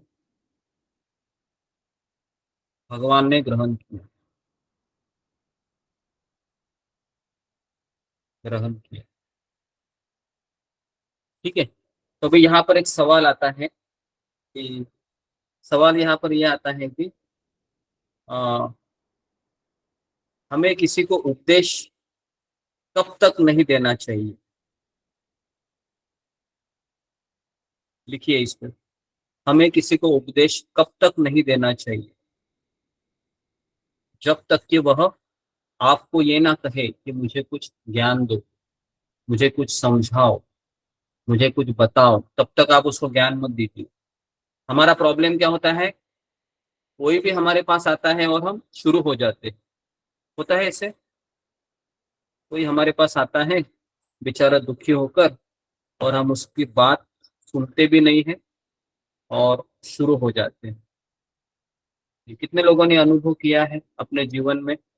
फिंगर को रेज कीजिए कि या आप किसी के पास गए होंगे या वो आपके पास आया होगा। और और और हमको तो मौका मिलता है किसी को सुनाने का, क्योंकि भारत में तो हमको हर एक को लगता है कि वो मेरे जैसा ज्ञानी कोई नहीं है, बराबर है। तो उसको जैसे मौका मिलता है वो सुनाता रहता है, सुनाता रहता है, सुनाता रहता है। अरे भाई, उसका पहले बीमारी तो समझो, तुम तो उसको दवाई देते जा रहे हो। तो इसलिए पहला कार्य क्या होना चाहिए? सुनो पहले उसकी। जब भी आपके पास कोई व्यक्ति आता है तो उसको सुनो। आधा घंटा बोलेगा वो, है ना, 1 घंटा बोलेगा, बोलने दो उसको। ठीक है, तो इसके लिए इस संसार में समस्या है, प्रॉब्लम, क्या बोल सकते, सॉल्यूशन देने की समस्या नहीं है ज्यादा, सॉल्यूशन सुनने की समस्या या प्रॉब्लम सुनने की समस्या ज्यादा है। आई बात समझ में? इस संसार में सॉल्यूशन की कमी नहीं है, लेकिन कोई उसकी समस्या सुने, इसकी बहुत कमी है। या आपने भी अनुभव किया होगा, कोई किसी की सुनते ही नहीं है इस संसार में। ठीक है, तो इसके लिए पहले कोप भवन हुआ करता था। कोप भवन मतलब पता है आपको? कोप भवन ये शब्द रामायण में आता है, जहाँ पर दशरथ महाराज के दरबार में एक ऐसा रूम होता था, वहां पर कोई भी राज्य का दुखी व्यक्ति आकर, है ना, अपना दुख सुना सकता है। कोप भवन कहते हैं। अगर कलयुग में कोप भवन अगर नरेंद्र मोदी को निर्माण करने पड़ेंगे तो मुझे ऐसा लगता है कि वहां पर तो बहुत भीड़ होगी। हरे कृष्ण प्रभु जी, दंडवत प्रणाम। सभी भक्तों के चरणों में दंडवत क्या प्रणाम। लगता है आपको कि आज अगर नरेंद्र मोदी ने कोप भवन निर्माण किए तो मुझे ऐसा लगता है कि बहुत भीड़ वहां पर होगी। अच्छा हो गया कोप भवन नहीं है।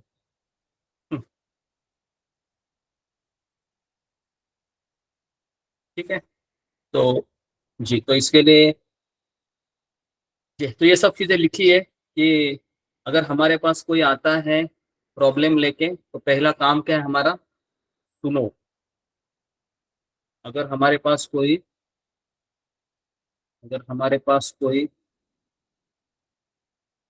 समस्या लेकर आता है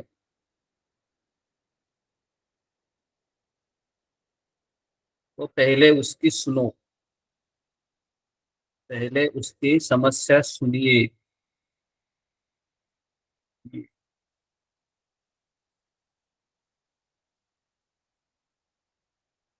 और जब तक कि वो ना कहे, जब तक कि वह ना कहे उपदेश मत करे, उसे उपदेश ना करे, उसे उपदेश ना करे। ठीक है, तो ये बहुत बड़ी शिक्षा यहाँ पर प्राप्त होती है। ठीक है, तो भगवान श्री कृष्ण ने अर्जुन को एक भी चीज बोला क्या? देखो पूरा पहला अध्याय में भगवान कृष्ण केवल सुनते रहे, बराबर है। पूरा पहला अध्याय देखो, कृष्ण ने सुना। कितने प्रॉब्लम बताए? 4 प्रॉब्लम बताए। कृष्ण मुंह तक नहीं खोला। कृष्ण ने मुंह कब खोला? कौन बताएगा? अभी फिंगर को रेस कीजिए। कृष्ण ने मुंह कब खोला? जब जब भगवान कृष्ण ने अर्जुन को ये कहते हुए सुना कि मैं आपका गुरु हूँ और नहीं, तुम मेरे आप मेरे गुरु हैं, मैं आपका शिष्य हूँ। तब जाके अभी कृष्ण ने, है ना, कृष्ण अभी मुंह खोलेंगे अपना। ठीक है, तो यहाँ पर हमने केवल पहला पॉइंट कवर किया है, केवल 10 श्लोक कवर किए। ठीक है, अभी यहाँ पर सेकेंड चीज शुरू होगी। तो लिखिए श्लोक क्रमांक 11 से लेके श्लोक क्रमांक 30।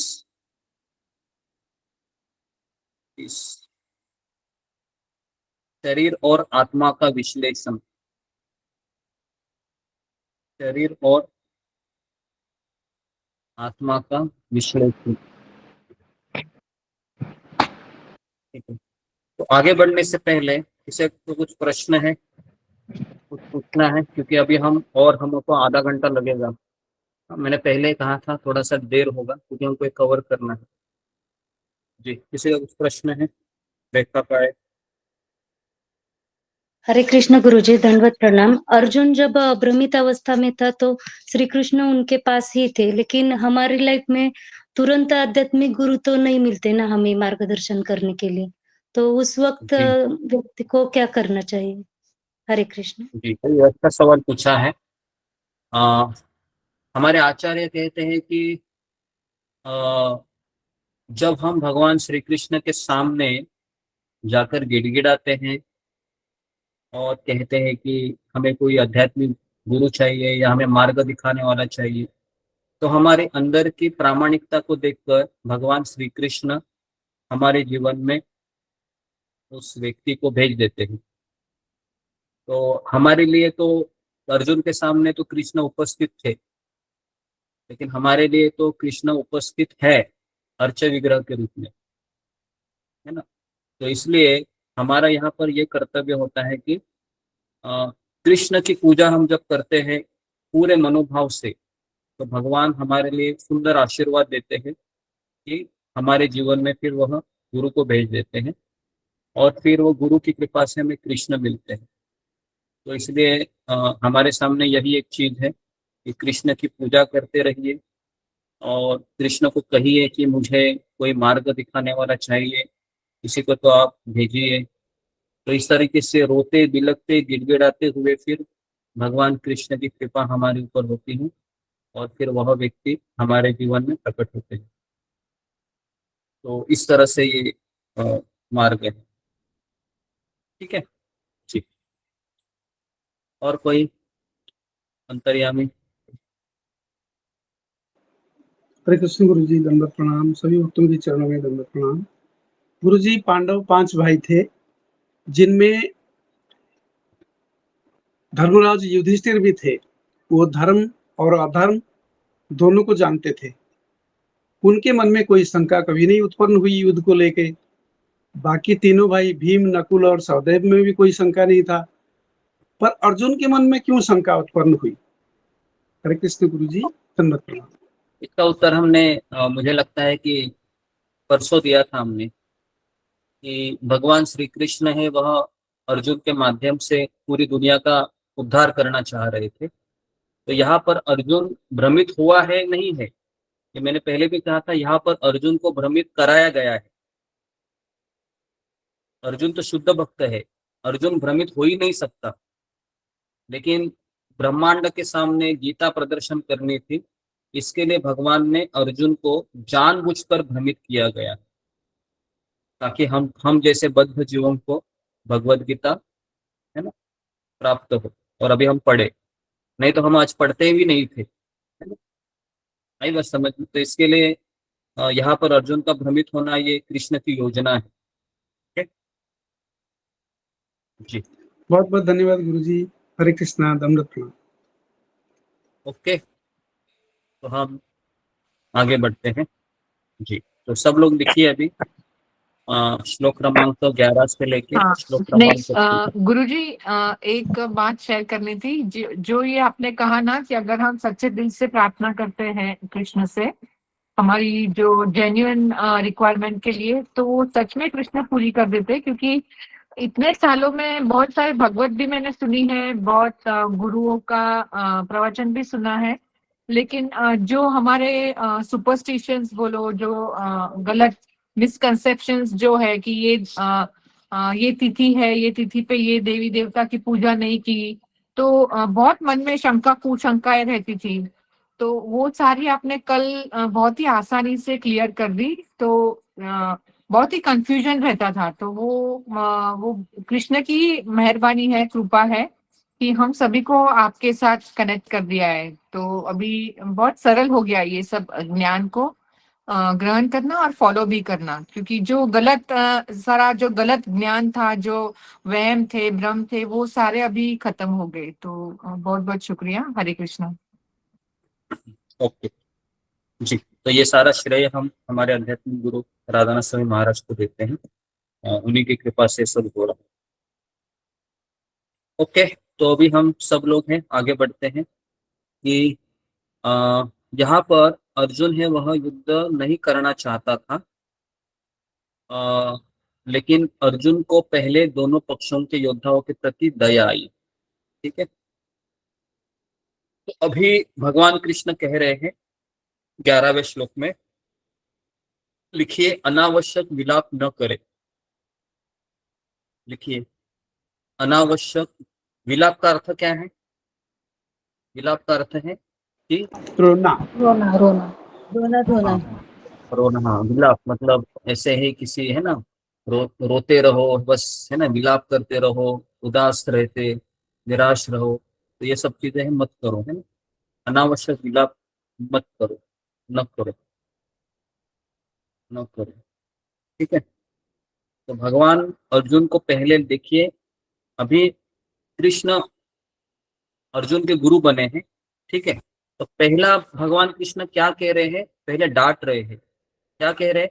अशोचानन व शोचस्य प्रज्ञावादांश भाषसे गतासुन गतासुश्च नानु शोचन्ति पंडिता। तो कहते हैं कि तुम बहुत पंडित के जैसे बातें करते हो और तुम उस चीज के लिए शोक कर रहे हो जो शोक करने योग्य नहीं है। अरे हमें तो न तो जीवित के लिए हमको शोक करना चाहिए, ना हमें मृत के लिए शोक करना चाहिए। कौन बताएगा क्यों? फिंगर को रेस कीजिए कि ना हमें जीवित व्यक्ति के लिए शोक करना चाहिए। अरे देखो ना, दारू पी रहा है, ये सिगरेट पी रहा है, कैसे होगा इसका, जॉब नहीं लग रहा है, ऐसे ही घूम रहा है। और दूसरा है, अरे मर गया अभी, इसका क्या होगा, कहाँ जाएगा, दोनों के लिए भी कृष्ण कहते शोक नहीं करना चाहिए। क्यों? हाँ, फिंगर को रेज कीजिए जी। ये बहुत इंपॉर्टेंट क्वेश्चन है हम सबके लिए, क्योंकि हम सब लोग इसी में उलझे रहे जी। संपा चक्रवर्ती। क्योंकि हम लोग सब आत्मा हूँ, इसीलिए और शोक नहीं करना चाहिए। बाहर भौतिक जगत के लिए शोक नहीं करना चाहिए। मतलब आत्मा है वो बात सही है, लेकिन कैसे इसको हम एक्सप्लेन करेंगे जी। अभय यादव। हरे कृष्ण भगवान का तो जैसे मतलब हम लोगों ने पढ़ा भी है कि हम पहले अध्याय में कि जैसे करुणा की बात आती है कि वास्तविक करुणा हमें किस लिए दिखानी चाहिए कि मतलब कि जो मनुष्य जन्म हमें मिला हुआ तो भगवान की भक्ति करने के लिए मिला है, और हम शरीर नहीं, हम आत्मा है, तो शरीर तो वैसे भी नाशवान है, तो शरीर के लिए शोक करने की हमें क्या जरूरत है। शरीर तो वैसे भी मतलब जब तक उसके अंदर आत्मा है तब तक शरीर कार्य कर रहा है, और जब उसके अंदर से आत्मा निकल जाती है तो भी शरीर कोई यूज का रहता नहीं है। तो इसलिए भगवान यहाँ पर कह रहे हैं कि हमें न तो जीवित के लिए न तो मृत के लिए शोक करना चाहिए। हरे कृष्ण जी जी, ओके। तो सबको समझ में आ रहा है। जैसे अभी कोई व्यक्ति जीवित है तो वो वैसे ही नहीं रहने वाला है। एक दिन उसके कर्म से, मान लो उसने बुरे भी कर्म किए हैं, तो भी भगवान उसको अगला अवसर देने वाले हैं। ठीक है, तो जीवित है लेकिन वो आत्मा होने के कारण उसका शरीर है, कर्म उसका इकट्ठा हो रहा है, भगवान उसको अगली गति देंगे। और जो मरा हुआ है उसके लिए भी शोक मत करिए, क्योंकि संसार का नियम है, जिसने जन्म लिया है उसका मरना निश्चित है। तो रोते क्यों है हम? फिर रोते हम इसलिए हैं क्योंकि इतने साल हमने उसके साथ बिताए हैं, इतने खुशी के पल, दुख के पल हम उनके साथ बिताए हैं। तो इन भावनाओं के प्रति हमारी आसक्ति हो गई है ना, भावनाओं को लेकर, तो इसलिए हम रोते हैं। बराबर है, नहीं तो रोने का कोई कारण नहीं है। तो ये भी हम आएगा आगे, है ना, आगे आएगा, क्योंकि अर्जुन यही सवाल पूछेगा। ठीक है, तो हरे तो कृष्ण गुरु जी, दंडवत प्रणाम। गुरु जी, एक और भी कारण हो सकता है रोने के पीछे, आजकल कलयुग में खासकर, कि जो हेल्प उससे हमें मिलता था वो हेल्प भी उसकी मौत के साथ समाप्त हो गया, तो कष्ट तो डायरेक्ट अपने ऊपर ही आएगा। इस वजह से भी रोना इस युग में मैं समझता हूँ ये भी एक कारण हो सकता है। हरे कृष्ण गुरु जी, दंडवत प्रणाम। ओके, तो जी, तो सब लोग लिखिए, निम्नलिखित के विनाश के लिए कोई विलाप नहीं होना चाहिए, है ना। 3 चीजें हैं। पहला है कि शरीर, स्थूल शरीर, मतलब अगर किसी का स्थूल शरीर काम करना बंद करता है, जैसे मृत्यु हो, तो लिखिए यह अपरिहार्य है। यह अपरिहार्य, अपरिहार्य का अर्थ क्या है? अपरिहार्य मतलब इसको हम टाल नहीं सकते, ये होगा ही होगा, अपरिहार्य। दूसरा है, लिखिए सूक्ष्म शरीर। सूक्ष्म शरीर है, यह अविनाशी है। अविनाशी है क्योंकि सूक्ष्म शरीर मतलब मन बुद्धि अहंकार से बना हुआ, जो हमारा मन है, बुद्धि है, अहंकार है, इससे एक शरीर है हमारे भीतर, वह कभी मरता नहीं है। जब हम मर जाते हैं ना, तो हमारा स्थूल शरीर है वह पंच महाभूतों में विलीन हो जाता है, लेकिन जो सूक्ष्म शरीर है मन बुद्धि अहंकार से बना हुआ, वह आत्मा के साथ दूसरे शरीर में प्रवेश करता है। तो इसके लिए यहाँ पर सूक्ष्म शरीर अविनाशी बताया है, और आत्मा ये शाश्वत है। ठीक है, आत्मा इसके लिए विलाप नहीं करना चाहिए। एक्चुअली विलाप करने कोई कारण ही नहीं है, क्योंकि भगवान ने इस संसार को बनाया ऐसे है कि ये लोग आएंगे, लोग चले जाएंगे, है ना। जैसे शिवाजी महाराज आए थे, उनका एक समय था, फिर अभी नरेंद्र मोदी का राज चल रहा है, उनका कुछ समय होगा, फिर कोई दूसरा व्यक्ति आएगा। तो इस संसार का नियम है कि चेंज हमेशा चेंज होते रहेगा। हमारा काम क्या है? हमारा काम है कि हमें जितना 50 साल, 60 साल, 40 साल, 70 साल जो मिला है, उसमें अपना भक्ति करो, भजन करो और यहाँ से निकल लो। ओके, यहाँ पर मन मत, यहाँ पर हृदय मत दीजिए, क्योंकि यहाँ पर हृदय देने जैसा कुछ है नहीं। अगर आप यहाँ पर हृदय देंगे तो क्या होगा, हमेशा रोते रहेंगे। बराबर है। कितने लोगों को ऐसा लगता है कि मैं यहाँ पर हृदय दूंगा तो हमेशा रोती रहूंगी, रोता रहूंगी? क्या सब लोग अग्री करते हैं इसको? सब लोगों का अनुभव भी रहेगा।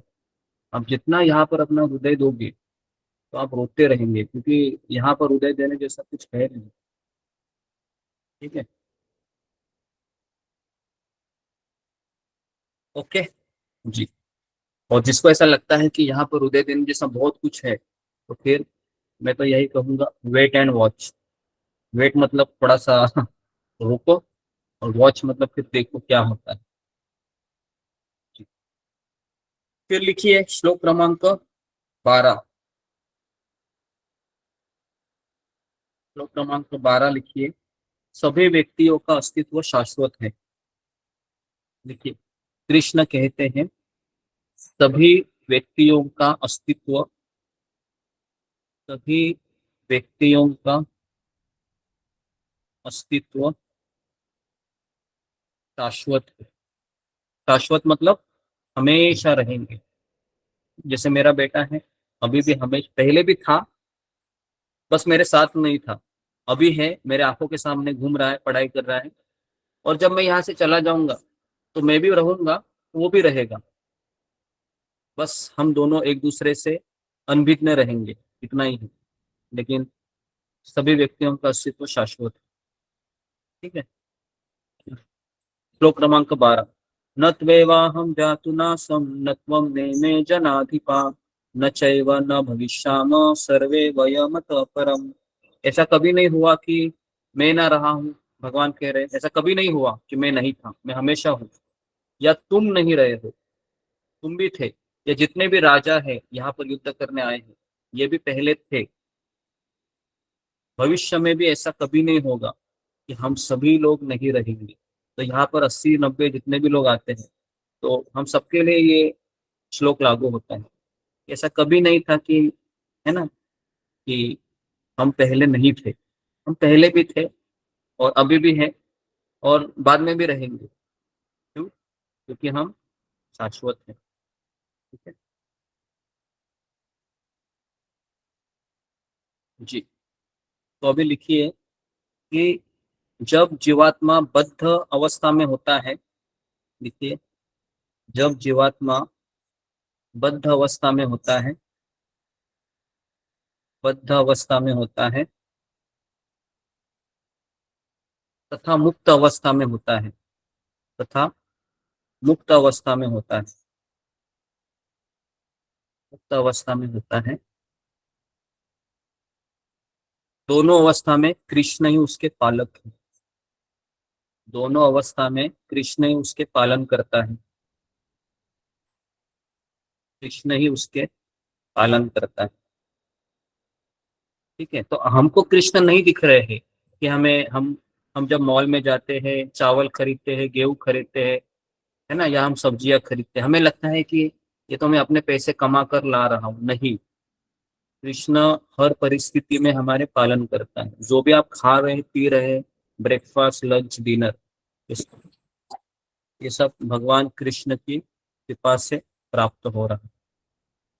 ठीक है,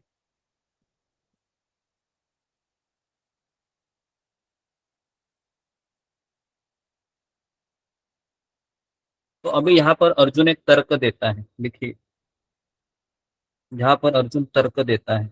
इतना सब कहने के बाद लिखिए अर्जुन का तर्क लिखिए, कृष्ण, आपने कहा कि आत्मा शाश्वत है।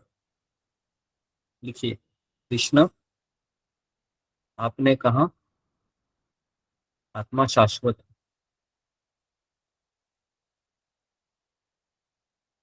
लेकिन शरीर से संबंधित है, लेकिन शरीर से संबंधित है।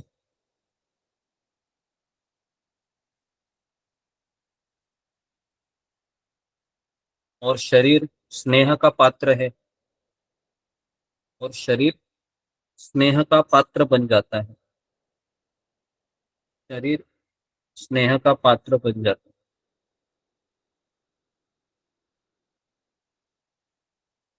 है। इस शरीर से जुड़े हुए रिश्तेदार भी प्रिय बन जाते हैं।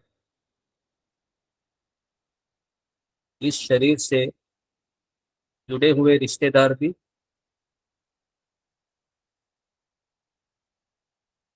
प्रिय बन जाते हैं। इसलिए जब उनका शरीर नष्ट होगा तो मुझे दुख होगा। इसलिए जब उनका शरीर नष्ट होगा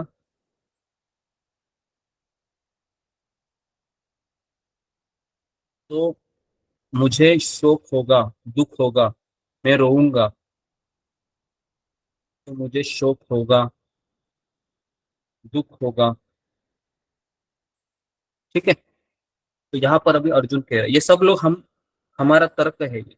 कृष्ण आपने कहा शाश्वत है, लेकिन मेरी बेटी है, मेरा बेटा है, मेरा पति है, मेरा पत्नी है, मेरे पड़ोसी है, मेरी माँ है, मेरे पिताजी है, ये सब लोगों का मेरा कुछ संबंध है ना, हमारा स्नेह है इनसे।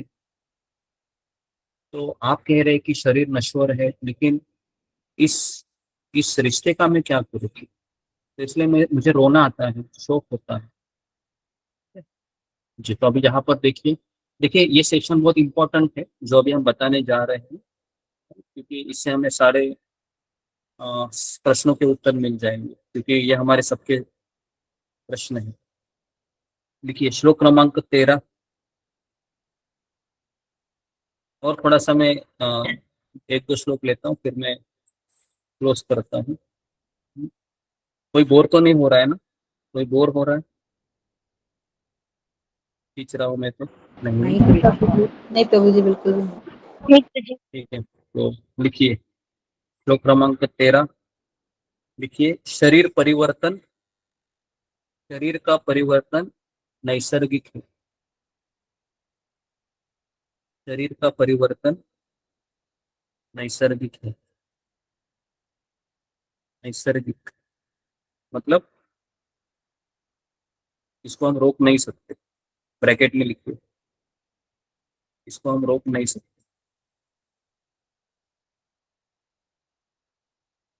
ठीक है, तो 13वां श्लोक पढ़ रहा हूँ। देहिन्यो अस्मिन् यथा देहे कौमारम यौवनम जरा तथा देहांतर प्राप्ति धीरसत्र न मुह्यति। जिस प्रकार शरीरधारी आत्मा बाल्य अवस्था से तरुण अवस्था में और फिर वृद्धावस्था में जाता है, उसी प्रकार मृत्यु होने पर आत्मा दूसरे शरीर में चली जाती है और धीर पुरुष ऐसे परिवर्तन से मोहित नहीं होते। तो यहाँ पर लिखिए, यहाँ पर कृष्ण अर्जुन को धीर बनने को कह रहे हैं। धीर बनने को कह रहे हैं, धीर बनने को कह रहे हैं। धीर पुरुष कौन है? तो लिखिए धीर पुरुष किसे कहते हैं? जिसे आत्मा, परमात्मा, भौतिक संसार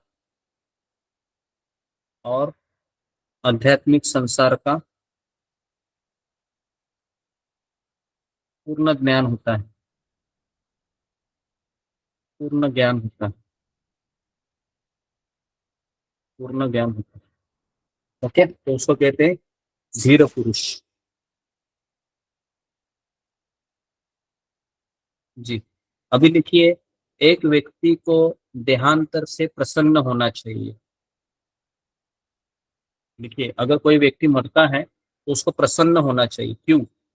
लिखिए, एक व्यक्ति को शरीर छूटने के बाद, शरीर छोड़ने के बाद प्रसन्न होना चाहिए, क्योंकि उसे नई शक्ति वाला नया शरीर मिलेगा। उसे नई शक्ति वाला नया शरीर मिलेगा। इसका ये मतलब नहीं कोई बूढ़ा व्यक्ति है तो आप उसको तकलीफ देके है ना मार डालो, ये भी उसका नहीं तो आप बोलोगे ये तो अच्छा है।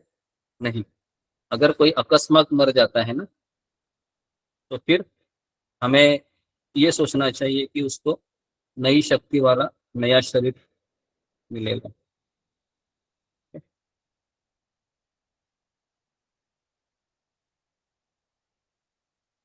भीष्म द्रोण सज्जन पुरुष होने के नाते, देखिए भीष्म द्रोण सज्जन पुरुष होने के नाते, सज्जन पुरुष होने के नाते आध्यात्मिक शरीर या कम से कम स्वर्ग का शरीर उन्हें प्राप्त होगा, या कम से कम उन्हें स्वर्ग का शरीर प्राप्त होगा।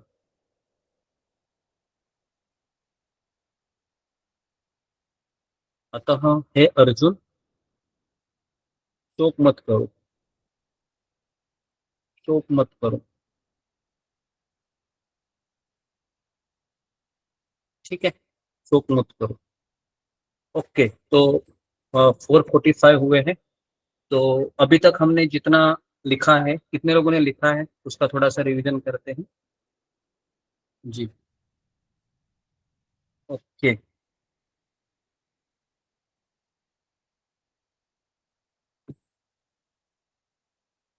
जी धर्मराज बिमरे पढ़ो।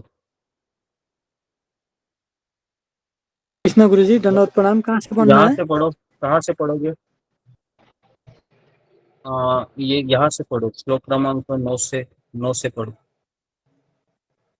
अर्जुन कृष्ण से कहा है कि गोविंद, मैं युद्ध नहीं करूंगा। श्लोक 10 में अर्जुन देखकर कृष्ण हंस पड़े। भगवान श्री कृष्ण अर्जुन का मित्र थे। आपका आवाज, अभी अर्जुन, हाँ जी, आपका आवाज ब्रेक हो रहा है धर्मराज बिमरे जी। जी नेक्स्ट पढ़िए, नंदा रानी। दंडवत प्रणाम, सभी भक्तों के चरणों में दंडवत प्रणाम। 9 अर्जुन ने कृष्ण से कहा, गोविंद न करूंगा, और वे चुप हो गए। श्लोक क्रमांक 10 शोक मग्न अर्जुन को देखकर कृष्ण ने हल्की सी मुस्कान की। भगवान कृष्ण और अर्जुन ये दोनों मित्र थे, पर अभी अर्जुन शिष्य बनने जा रहे हैं, इसलिए भगवान को हंसी आई। फिर भी उन्होंने अपनी हल्की हंसी को दबा लिया, क्योंकि अर्जुन को अच्छा न लगे, और तुरंत गुरु की भूमिका को भगवान ने ग्रहण किया। प्रश्न यहाँ पर पूछते हैं, हमें किसी को उपदेश कब तक नहीं देना चाहिए? जब तक वह स्वयं हमसे कहे कि मुझे इसके बारे में ज्ञान दो या बताओ।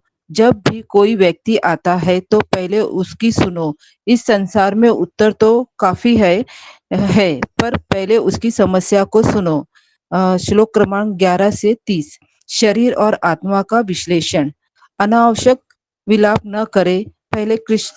पहले कृष्ण डांट रहे हैं, ना हमें जीवित व्यक्ति के लिए शोक नहीं करना चाहिए और ना मृत व्यक्ति के लिए, क्योंकि जो जीवित है उसे कभी तो मरना है, और जो उसके प्रति प्रेम की भावना रहती है। निम्नलिखित को स्थूल शरीर ये परिहार्य है। इसका सूक्ष्म शरीर वो आत्मा के साथ दूसरे शरीर में प्रवेश करता है। श्लोक क्रमांक 12 कृष्ण कहते हैं, सभी व्यक्तियों का अस्तित्व शाश्वत है। जैसे जब जीव आत्मा बद्ध अवस्था में होता है तथा मुक्त अवस्था में होता है, दोनों अवस्था में ये कृष्ण ही उसके पालन करता है। जो भी हम खा पी रहे हैं वह सब कृष्ण की कृपा से हो रहा है। अर्जुन का तर्क, यहाँ पर अर्जुन का तर्क, कृष्ण आपने कहा आत्मा शाश्वत है, लेकिन शरीर से संबंधित है और शरीर स्नेह का पात्र बन जाता है। इस शरीर से जुड़े हुए रिश्तेदार भी सक्रिय बन जाते हैं, तो इसलिए उनका शरीर नष्ट होगा तो मुझे दुख होगा। श्लोक क्रमांक 13 शरीर परिवर्तन नैसर्गिक है, इसको हम रोक नहीं सकते। ब्रैकेट में यहाँ पर कृष्ण अर्जुन को धीर बनाने को कह रहे हैं। धीर पुरुष किसे कहते हैं?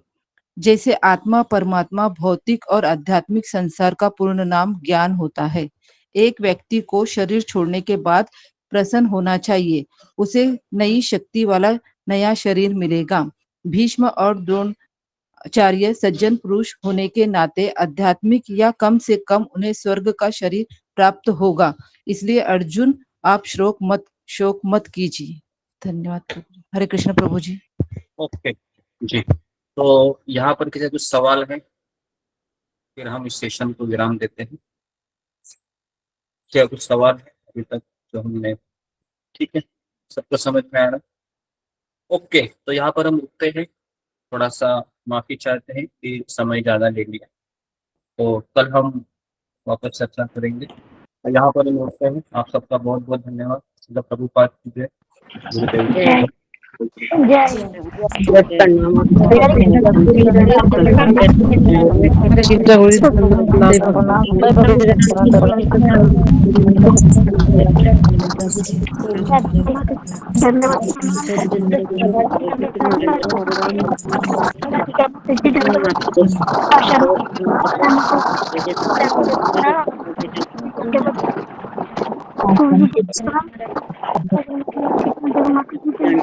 माता जी को प्रभु जी को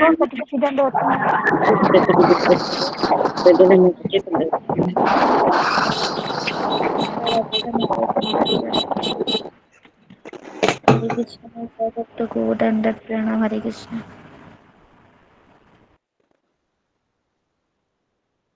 हरे कृष्णा। गुरु जी की चरणों में दंडवत प्रणाम। सभी भक्तों की चरणों में दंडवत प्रणाम। भगवान श्री कृष्ण आप सबके हृदय कंदरा को भक्ति रसामृत से भर दे और सदैव आपकी सहायता करे। इस शुभकामनाओं के साथ आज के सत्र को समाप्ति करने की अनुमति चाहता हूँ। सभी भक्तों की चरणों में दंडवत प्रणाम। हरे कृष्णा। जय जगन्नाथ।